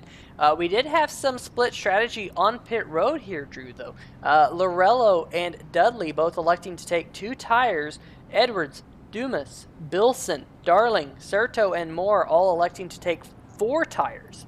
So going to be interesting to see how that works out. We saw it didn't exactly work out all too well for the 88 when he just took 2, but remember, it wasn't all too many laps ago that we saw Lorello pick up fresh left side tires. Same thing with Robert Dudley behind him. A little bit different scenario, but once again, we have 2 tires versus 4 tires. Yeah, and I know that the way that the iRacing tire model works, it's almost temperature is the most important aspect for these tires, kind of regardless of car. I think when you look at the more open wheel and roadside, I think temperature in real life can be more important versus the oval stuff. In real life, it doesn't seem to matter whether your lefts or your rights are colder than one another, but it certainly seems like it matters in the sim. And that's what I worry about whenever you take right sides only, even under caution, is those right sides are never going to be anywhere close to up to temperature versus those lefts are still going to be pretty warm, and that can lead to, number one, having some kind of weird handling things right after restart. Number two, a ton of wheel spin on these restarts. Now, these trucks don't have nearly as much power as they have before, nor are they the COT or even the Xfinity cars currently. But that's going to be something to watch here on that restart as James Lorello is taking them through 3 and 4 coming to this restart, Peter. Yeah, you see all of the flash bulbs there in the grandstands, all getting ready for the restart as the pace truck gonna peel off down to pit road. Green flag once again in the flagman's hand, and there we go, back to green flag. Maybe a little bit of wheel spin out of the back of the number 9 machine. They're on just behind the green flag, but the number 9 Lorello gets us back going. Robert Dudley gonna slot into second in the number 15. Then Bill Edwards, he's gonna be in third. Jamar Dumas in the 28. He's in fourth. How about that? What a recovery for that 28 Texaco Haviland Chevrolet. Paul Bilson in the number 51. He's going to go to the inside. Meanwhile, up at the front, Robert Dudley wants the race lead from James Lorello. They're going to be side by side, and looks like Dudley's got it here coming out of turn number 4. Yeah, Dudley got quite a bit of wheel spin as somehow I managed to guess what would happen on that restart, but it didn't really seem to matter as he got a heck of a run down that backstretch and was able to snag the lead. But not for long. James Lorello sends it to the inside through 1 and 2. Is he going to clear him? Out of 2, he does. Not by much. Are they going to make it 3 wide? Looks like Robert Dudley wants to, but Paul Bilson, that 51, is not going to really allow that to be realistic. As, man, we got a heck of a race here up front at Kansas Motor Speedway as James Lorello's got the lead now, about a truck length between him and that 51 truck. Behind him, 3 trucks, all really, really, really quick. It's the 60 truck, I believe. Yeah, that is the 60 of Matt Vanderkoy. Trying to see if something happened to Vanderkoy because remember he was on. Oh, he was involved in that last accident. Of course, that's what happened to him. Meanwhile, back up the front, there is your race leader, James Lorello. And Lorello has the 51 of Bilson to his inside. Once again, battle for the race lead. Remember, both the 9 and the 15 took 2 tires under this last pit stop. The 51 right there of Bilson drew great recovery for the 51 machine. We saw him in the outside wall at one point when he was in the 2nd position. He's had a lot of pace here tonight. When that caution flag came out during a green flag pit cycle, he was well down, and he was able to get that up, and he gets turned! The 9 of Lorello there in the grass, and the number 9, is he going to go back up the racetrack? Yes, he is. Caution flag going to be in the air. He brings it to a halt, and oh boy, almost getting clobbered there. We'll go back and see what happened here. Let's see if we can see it from the blimp camera angle. I think that's going to show it best. Because look at the 15 and the 51, they make a little bit of contact, and the 9 and the 51 go sliding through the grass. The 51 is able to kind of save it. There he is. Meanwhile, the number 9 just goes spinning up across the racetrack, and no one hits him. Look at the 40 just squeaking through. Good right Lord, that 40 truck. Man, yeah, that is... the 15, I think, is the guy that kind of instigated that wreck. It looked like he got into the back of Bilson, who then got into the 9, and then those guys. Now we're on board with this 40 truck as you're going to see the smoke, and you're kind of trying to figure out where these guys going, and then all of a sudden, here comes a truck. He does get into, I believe that's the 6 truck on the inside, but I think that's the best possible outcome for that truck. Is there's a smoker in front of them. I couldn't quite tell who that was. Well, I think 2 trucks had to take evasive action. One of them here, oh, that's what happened. TJ Buck and Aaron Mack had a coming together. So that was a kind of a secondary incident. We'll go see if we can get maybe one more look of this. You see the 21 machine just not able to slow up, and looks like the 84 of Buck was trying to slow down. That's the 2nd time here in just a matter of weeks that we have seen Buck involved in a late race accident. Meanwhile, up at the front. Your race lead will now go to the number 50. We saw a brief shot there of your Brookstone Animal Hospital Lucky Dog Award winner, the number 61 there of Joey Doucette. He'll be the 15th truck back on the lead lap. So, Drew, seems like our number of lead lap trucks here is getting back to a pretty reasonable number at 15. Yeah, steadily expanding as we have had a series of late race cautions. Man, that is heartbreaking for James Zarello, man. He has been so quick all night. He has not put a wheel wrong this whole night and just gets kind of caught up in something that essentially happened behind him. And luckily, I don't think that 9 truck has any damage. It certainly didn't appear so through the replay. And man, it's just heartbreaking, right? Seeing a guy put on a heck of a show, make all the right strategy calls, and then gets caught up in something not of his own doing. It's certainly not over for that 9 truck, but he's out of the top 10 here with 20 or 18 laps to go. That's going to be a tall order for James Zarello to be able to make up that ground, which is such a shame. But that opens the door for Bill Edwards, Matt Cherry, the 88 truck, and Chris Darling, even Peter Serto, who we haven't seen up there. I believe the 15 truck went down pit road here. I know that we have had an eye in the sky handing out who he thinks is responsible for these wrecks. I don't see that having happened. It's hard to tell. I think he might have in that 15 truck. But regardless, is it opened the door up for these other guys who maybe weren't really in the same category as the 9 truck, who quite frankly I think was kind of in his own category as far as speed is concerned. But now I think Bill Edwards here and then Matt Cherry kind of reappearing late after some dramas earlier in this race. I think that these guys up front now, I mean, there's no way that they can't be the favorites considering we only have 17 laps to go here, and I believe we'll probably get the green flag here with about 15 to go. I think we should be coming to 2 to green, or 1 to green rather, this time by.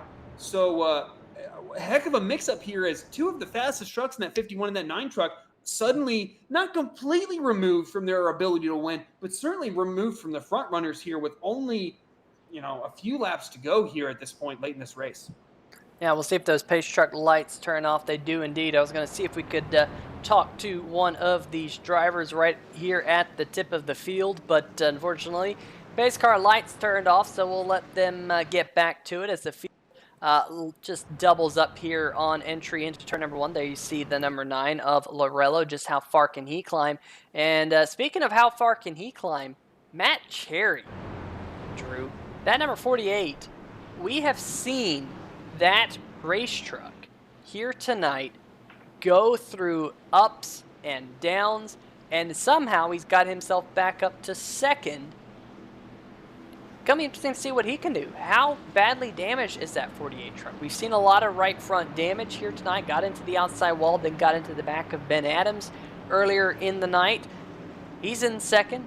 Michael Mooney in the 88, he's in third.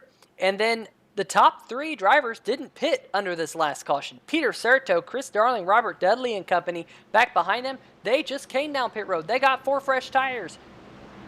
Once again, it could be quite a show here in the National Sim Racing Association Simbox Truck Series. Green flag going to be back in the air. The number 50, Bill Edwards, gets us back to green. He gets a good launch over Matt Cherry, but look at the number 32, Peter Serto.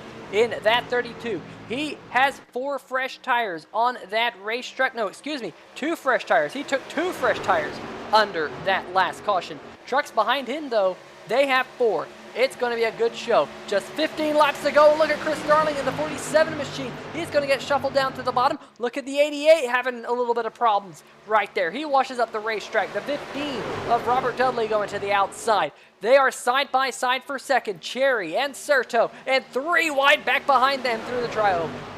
Somebody tell these guys they're not at Talladega anymore, because guess what? You really wouldn't be able to distinguish what is going on. Here's the 28 of Jamar Dumas. Oh, into the wall a little bit. I don't think that's going to result in a caution, but unfortunate for that 28 truck. He didn't quite see what happened. He just got turned around and luckily locked it down and kind of saved that truck after making a substantial impact to the outside wall. But regardless, up front here, 15 truck kind of made a miraculous recovery, and he is back up here with Robert Dudley making a move to the inside of Matt Cherry, who I'm kind of I was expecting a little bit more pace here from that 48 truck. Doesn't really seem to be able to make that top line work right now, as this is exactly what Bill Edwards has been wanting to see so far. But now that that 15 truck is clear, I'm surprised he's given that 15 truck the outside lane, because that is certainly the preferred groove here at Kansas. But that 50 sends it into turn 3, carried a heck of a lot of momentum through the corner, but 15 gets a little bit of a run on the inside, and we're going to see him send that 15 truck that Robert Dudley is piloting down on the inside into turn 1. Here he goes, as man, we are almost 3 wide in turns 1 and 2 here. Man, yeah, I think that if you were to just kind of erase all of the Kansas markings on the outside of this track, you would assume that we were still at Talladega where we were last week. But no, we are here at Kansas Speedway, and here at the Simbox Truck Series, brought to you sanctioned by NSRA, and Bill Edwards hanging on here as we're 3 wide for third, fourth, and fifth here, Peter.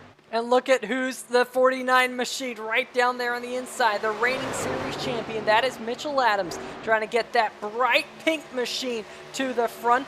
Dudley almost cleared. Edwards coming out of turn number 2, not able to do so. The 49 ahead of steam in that truck. What can he do now that he's up towards the front? Where did he come from? He was, I believe, 2 laps down at one point here not too long ago. Close there through the tri-oval.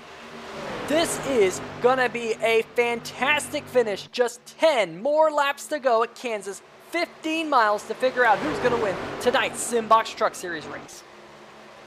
Yeah, under 10 to go, and more than 10 guys right here. James Lorello kind of out of picture, made a recovery here towards the back of this group. I would not count him out. There you go, towards the top of your picture.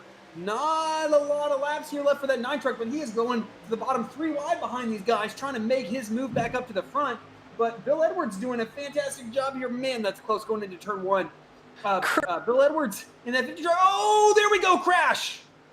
And Chris Darling tried to go 3 wide up the middle, and there was contact up at the front. We'll go back and see this one more time. The 15 and the 47.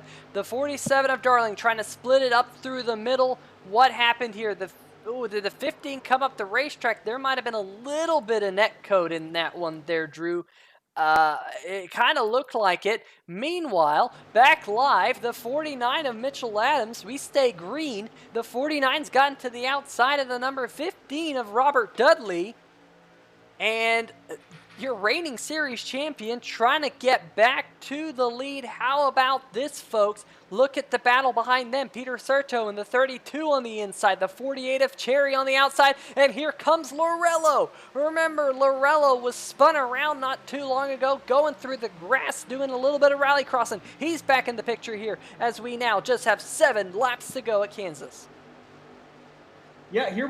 Robert Dudley, man, he has had kind of a hand involved in quite a few wrecks here late in this race. You know, that's certainly not, I'm sure, not what he wanted to wreck some of your close competitors. But unfortunately, I think from my perspective, that is what has happened. And while they're taken out, he's going to be able to keep going here as,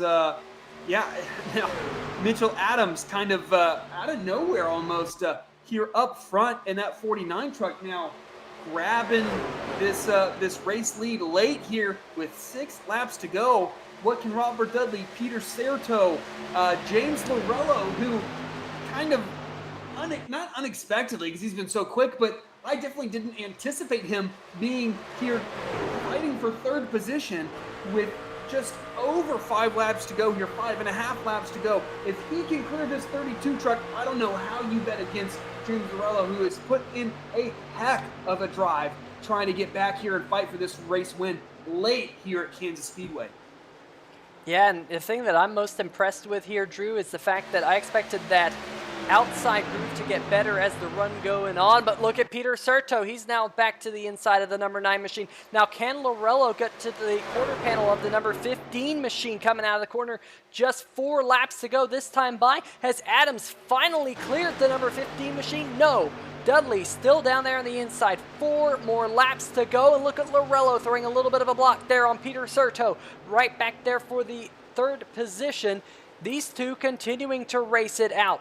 Down the back stretch, it'll be 3 laps to go. 4.5 miles when they cross the stripe this time by. Your reigning series champion, Mitchell Adams, currently leading the race. 2nd place, Robert Dudley in the number 15. This is going to be a finish, folks. Keep in mind the number 10 of Monty Glover. Where did he come from? He's had an up-down night. He was one of the beneficiaries when we had that caution flag during a round of green flag pit stops. He's running back there. And now coming out of turn number 2 with just 3 laps to go. The 49 Mitchell Adams finally going to clear Robert Dudley.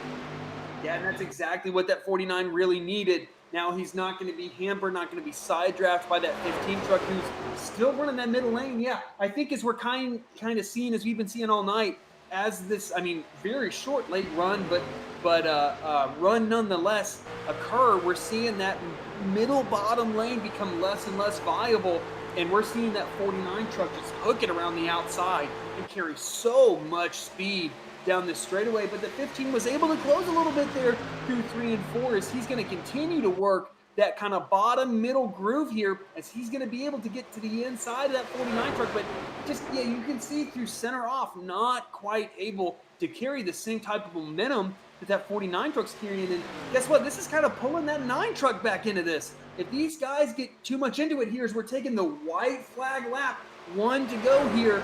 Can James Zarello get back up here? I don't know. It's pretty far out for him as Mitchell Adams has the race lead, has a truck length here on Robert Dudley. What is that 15 truck going to do? He's going to drive it into 3 and 4, but I don't think that's going to be quite enough, as I think last year's champion's going to take his first win of 2020, and Mitchell Adams is going to come across and take the win here at Kansas. Great drive by Mitchell Adams, man. I think I wrote him off at one point here tonight because I think he was 2 laps down, was able to get back to the lead lap, and just like that, going to victory lane. Robert Dudley second, James Zarello, what a recovery for him. But those last 15, 20 laps here tonight, Drew, just absolutely crazy. I mean, we saw it last week at Talladega. A crazy finish. Here again at Kansas, these NSRA Simbox Truck Series drivers know how to put on a show, especially your reigning series champion right there, the number 49, Peter Serto, coming alongside to give him just a little bit of a congratulations there, bud. Not running full time this year in the number 49. We'll find out whether or not he knows how to do a burnout here on the front stretch. There he is, folks. Your reigning Simbox Truck Series champion, doing a little bit of donuts right there on the start-finish line. Great to see him get back to victory lane here tonight. Definitely going to be some interesting post-race interviews for sure. We're going to have to line up some interviews with your top 3 finishers here tonight, Mitchell Adams, Robert Dudley, and James Lorello. I'm looking forward to it because, Drew, again here tonight, these drivers know how to put on a show.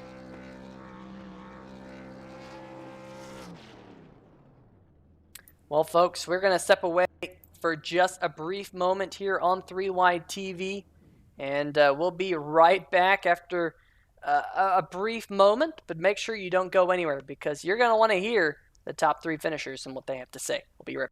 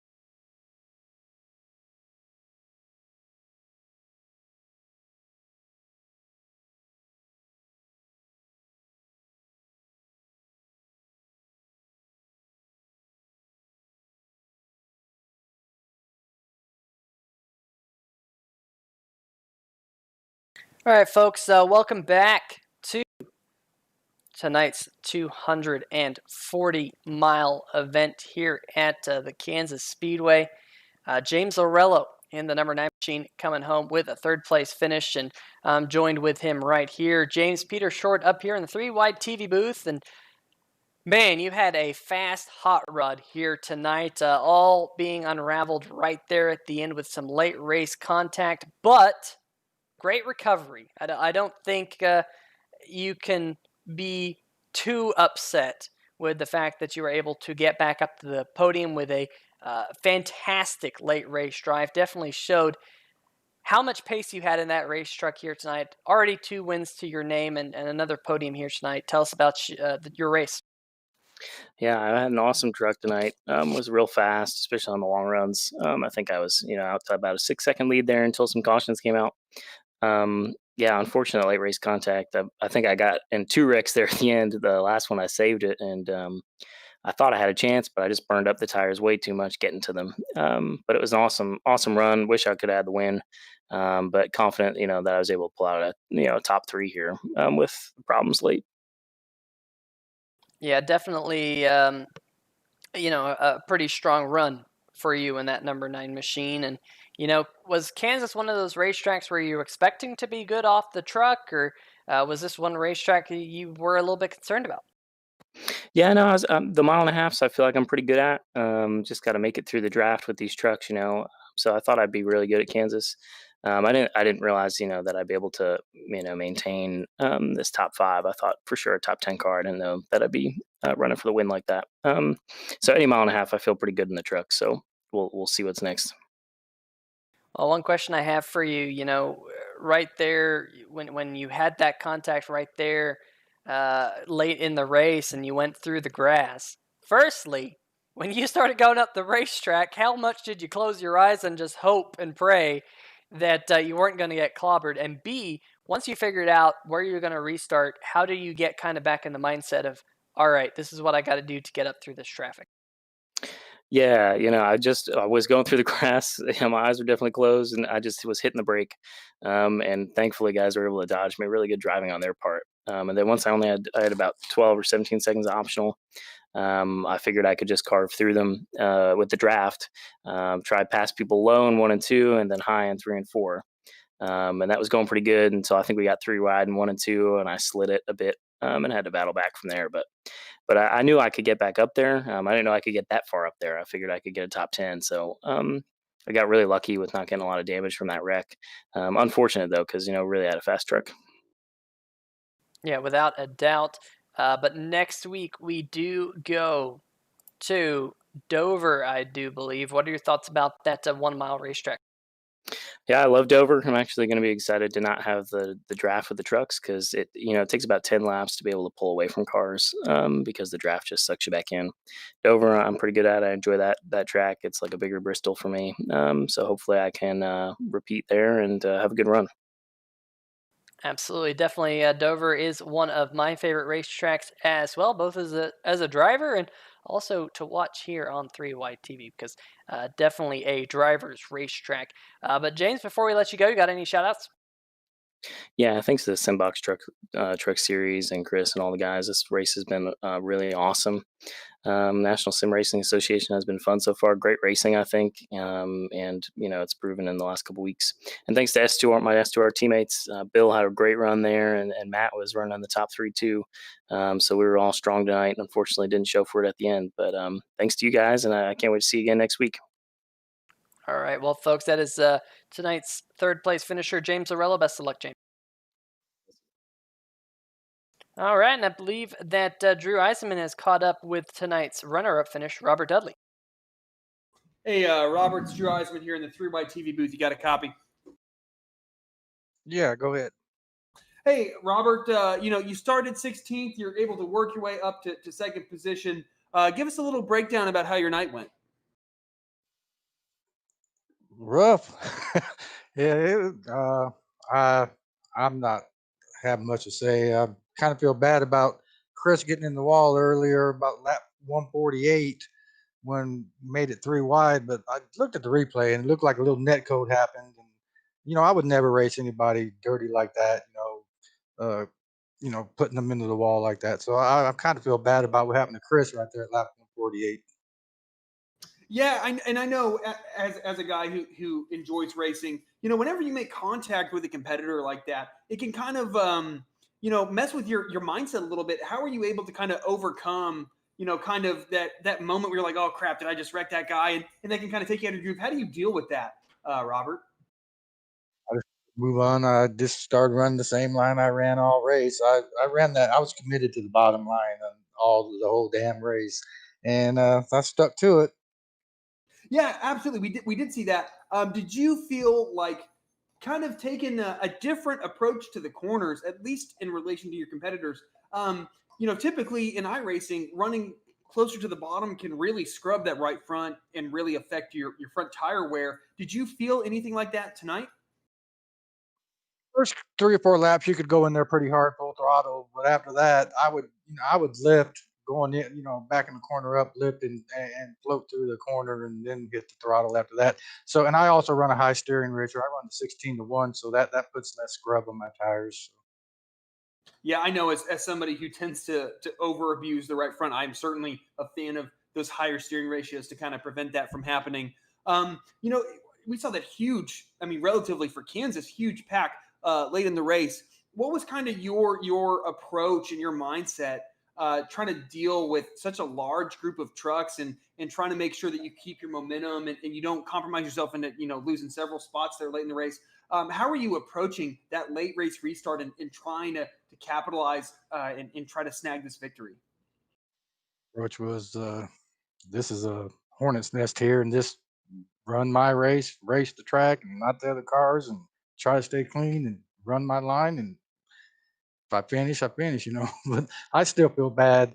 You know, that lap 148. Like I said, I looked, and it was clearly netco. But late in the race like that, and you're gonna take chances like that. But I want to apologize to Chris. I didn't get into him. I just, like I said, I looked at it net code, and I'm sorry that happened to him.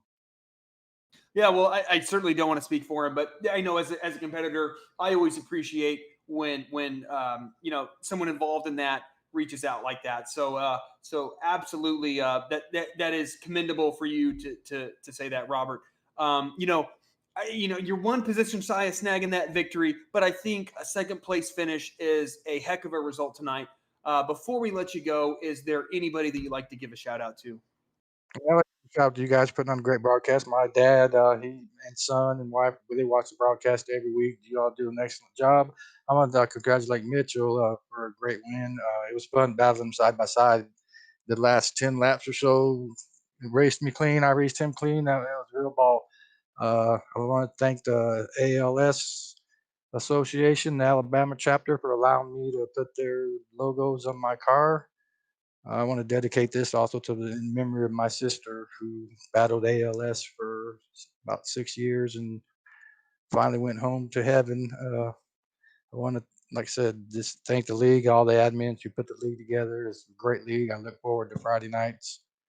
And I'd like to thank Nathan Maurer and Doug Neal and Justin White, who allowed me to come into their chat, since the beginning of the season and talk it up with them during the races.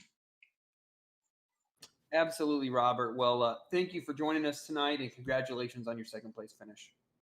Thank you.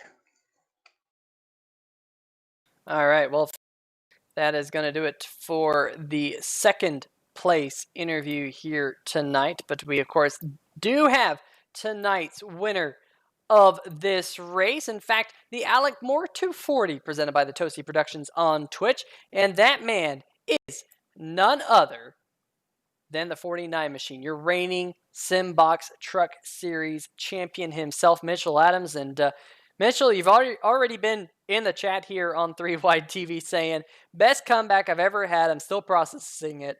Fantastic race at the end. And from what I remember of the race, there was at one point where I was looking down the scoring pile and I went, man, Mitchell Adams, he's 2 laps down in that number 49 machine. And somehow you ended up back in victory lane. The last 40 laps did you good.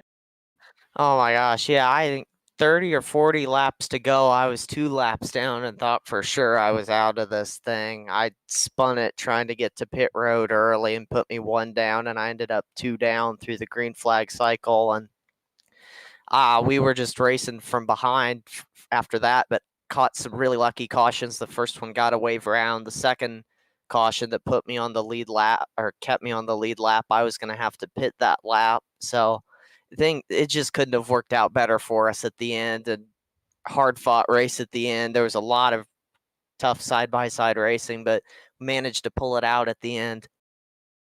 And not only that, I mean, you also started back in 26 plus 25 position. It also makes you tonight's Taz Racing Customs biggest mover of the race. Not the first time that's happened this year that the man going to victory lane is the Taz Racing Customs biggest mover of the race. Make sure you check them out for all of your custom diecast needs. But Mitchell, you had to pass a lot of trucks here tonight, and you know, even right there towards the end. Talk us through when you finally got to that point when you thought, oh my gosh, I might be able to win this thing.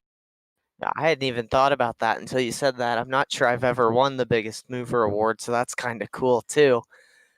Now, it just, as soon as that second caution came out, when I was on the lead lap, but I had to pit, and so I was going to stay on the lead lap, I knew that I had a shot to win because it had been crazy racing. Knew we were going to have to drive from like 9th or 10th place, but we'd had a fast truck all night, and I felt like we had winning speed early. We were running up there, and I felt like we were running them down a little bit. I'm not sure, but then we spun it, and I just kind of worked from behind, but I knew we had a fast truck, and so just kind of there at the end, I got to let it go, and we made our way up there and just didn't let it go. Yeah, definitely a fantastic run here tonight, winning the Alec Moore 240 here at Kansas. And I know you've been on a part-time schedule here this year. Next week, we go to Dover. Will we see you at that 1 mile racetrack? Dover's the last week. I'm not sure if I'll be here or not. I'm back full time, but Dover's questionable with some things in the real world. But I'm hoping to be here. Just kind of gonna see what goes on outside of the sim. But definitely the win helps too. Looking at the points picture, because I know we're definitely behind. But yeah, it was a good night, and I'm looking forward to moving on to the next weeks. Yeah, absolutely. Definitely a super, super strong run here tonight at Kansas, and great to get your first win of the season under your belt. Of course, reigning series champion, won multiple times last season, and definitely great to hear that. Sounds like you're going to be back full time for pretty much perhaps after Dover on through the end of the year. But I know, Mitchell, I'm sure you got some shout outs, so let's hear them here on 3Y TV. I'm going to try and shout everybody out. First of all, thank you to the Gazebo Girls and Indy Autosport for the sponsorships, my teammates at Revolution Motorsports who were out with me tonight. Thank you all for putting on the broadcast and the league for doing the race. Let's see. I know Dad's watching, Mom, Dad, Nana, Papa. I know Nicole's watching, JT's watching. Anybody else that's watching and cheering on the 49 truck tonight, thank you all, and look forward to next week. All right. Well, Mitchell, congratulations on getting back to victory lane here in the Simbox Truck Series, and hopefully we'll get to see you next week. Best of luck there, bud. Thank you. All right. Well, folks, like we mentioned, Mitchell Adams picking up the Taz Racing Customs Biggest Mover of the Race Award. They do custom diecast. Make sure you check them out for all of your custom diecast needs. And, of course, it was tonight's race, a Simbox Truck Series. So great to have Simbox, of course, on here. And tell you what, Drew, we're not quite done because we have to go through tonight's final race rundown of the Alec Moore 240. Drew, why don't you take it? Absolutely. Mitchell Adams, last year's champion, tonight's winner, first of 2020. Heck of a job by that 49 truck. Robert Dudley finished second. We heard from him, unfortunately kind of involved in some stuff late, but able to still bring home that second place. James Zarello, kind of one of those guys that suffered from those late race incidents, but still recovered to third. Heck of a night for that 9 truck. Showed so much speed. Monty Glover will bring home fourth with Peter Serto rounding out our top 5. Matt Cherry, honestly, from my perspective, a little bit disappointing of a night. I expected that 48 truck to have a bit more pace, but got in the wall early, and I think that truck never quite had the same amount of pace after getting that early in that early stuff. Joey Doucette, heck of a recovery. We saw him make that huge lockup and have that big penalty coming onto pit road during a green flag pit stop, able to recover for 7th position.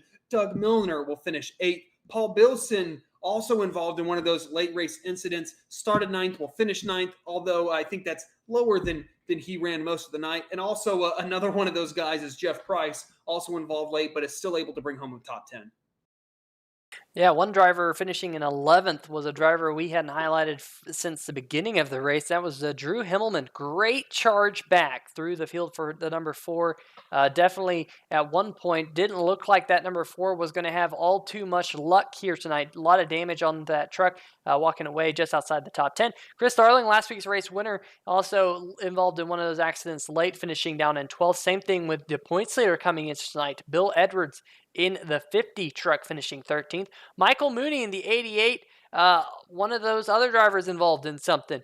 Tough break for him, finishing 14th, and Jamar Dumas finishing in 15th, last truck on the lead lap. Colin Ullery, your pole sitter here tonight, the Sim Racing Shirts Pole Award winner at the top of the night, finishing down in 16th. TJ Buck, 2 laps down in the 84. Definitely had a lot of pace in that 84 machine, just wasn't meant to be here tonight. Ben Adams finishing 18th. He had a few excursions with the outside wall. GJ Boydell had a couple of long pit stops here tonight, finishing down in 19th. Nicholas Bradley rounding out your top 20 there. Yeah, Jordan Shepler in that 13 truck, he's shown so much pace early this season, able to bring it home 21st after definitely not having the night that he wanted. Raymond Heilig able to recover from some green flag penalties, bringing home P22. Matt Vanderkoy ran so well late in this race and unfortunately got caught up and involved in some late race incidents in 23rd. The 0-5 of Steven Doziak will bring it home 24th. Aaron Mack started inside the top 10, finishing 25th. Certainly not the night that he wanted, with Joshua Sobel also having that huge impact to that right front of that 30 truck there on the backstretch in the midpoint of this race. Ben, he'll bring it home rather in 26th, and Ben Mashburn will bring it home in 27th. The 971 of Nathan Maurer will bring it home in 28th. Justin White caught up in an early wreck in 29th, and then Brian Bradley will round out our top 30 in the 16 truck in 30th, and then unfortunately also involved in one of those early wrecks is that 26 of JT Poole, started 4th, finished 31st. Certainly not the night that he wanted, and an unfortunate and early end to his night, and that will round out our field. Yeah, definitely a strong race here tonight in the Alec Moore 240, but folks, make sure you join us next week at Dover, Delaware. Drew, I'm looking forward to that 1 mile racetrack. It always puts on a fantastic show. Tell the folks watching at home what to expect at Dover. It's a tricky track. It really penalizes guys that make they just get the truck out of shape late in the corners, right? You get so close to that outside wall, and there's no margin for error there. If there's a wreck, kind of what we've seen in real life, that self-cleaning mechanism where trucks will slide up the track through the center of the corner. If there's a wreck early, and then they'll slide back down, and it can collect a ton of guys. It's a track that demands perfection, a ton of speed with the walls right on you. And it is a driver's track, but it is also very demanding. Absolutely. Going to be a fun one next week here in the Simbox Truck Series, right here on 3Y TV. Same place, same time. Make sure all you folks tune in for that one. Before we go, I want to give a huge shout out to our friends over at Sim TV for the camera angles that we bring you each and every week here. And I'll tell you what, Drew, another fantastic race in the books, and I'm looking forward to Dover. But for myself, Peter Short, Drew Eisenman, and everyone else as part of the 3Y TV family, we want to give each and every one of you a good night, and we'll see you next week at Dover. See ya!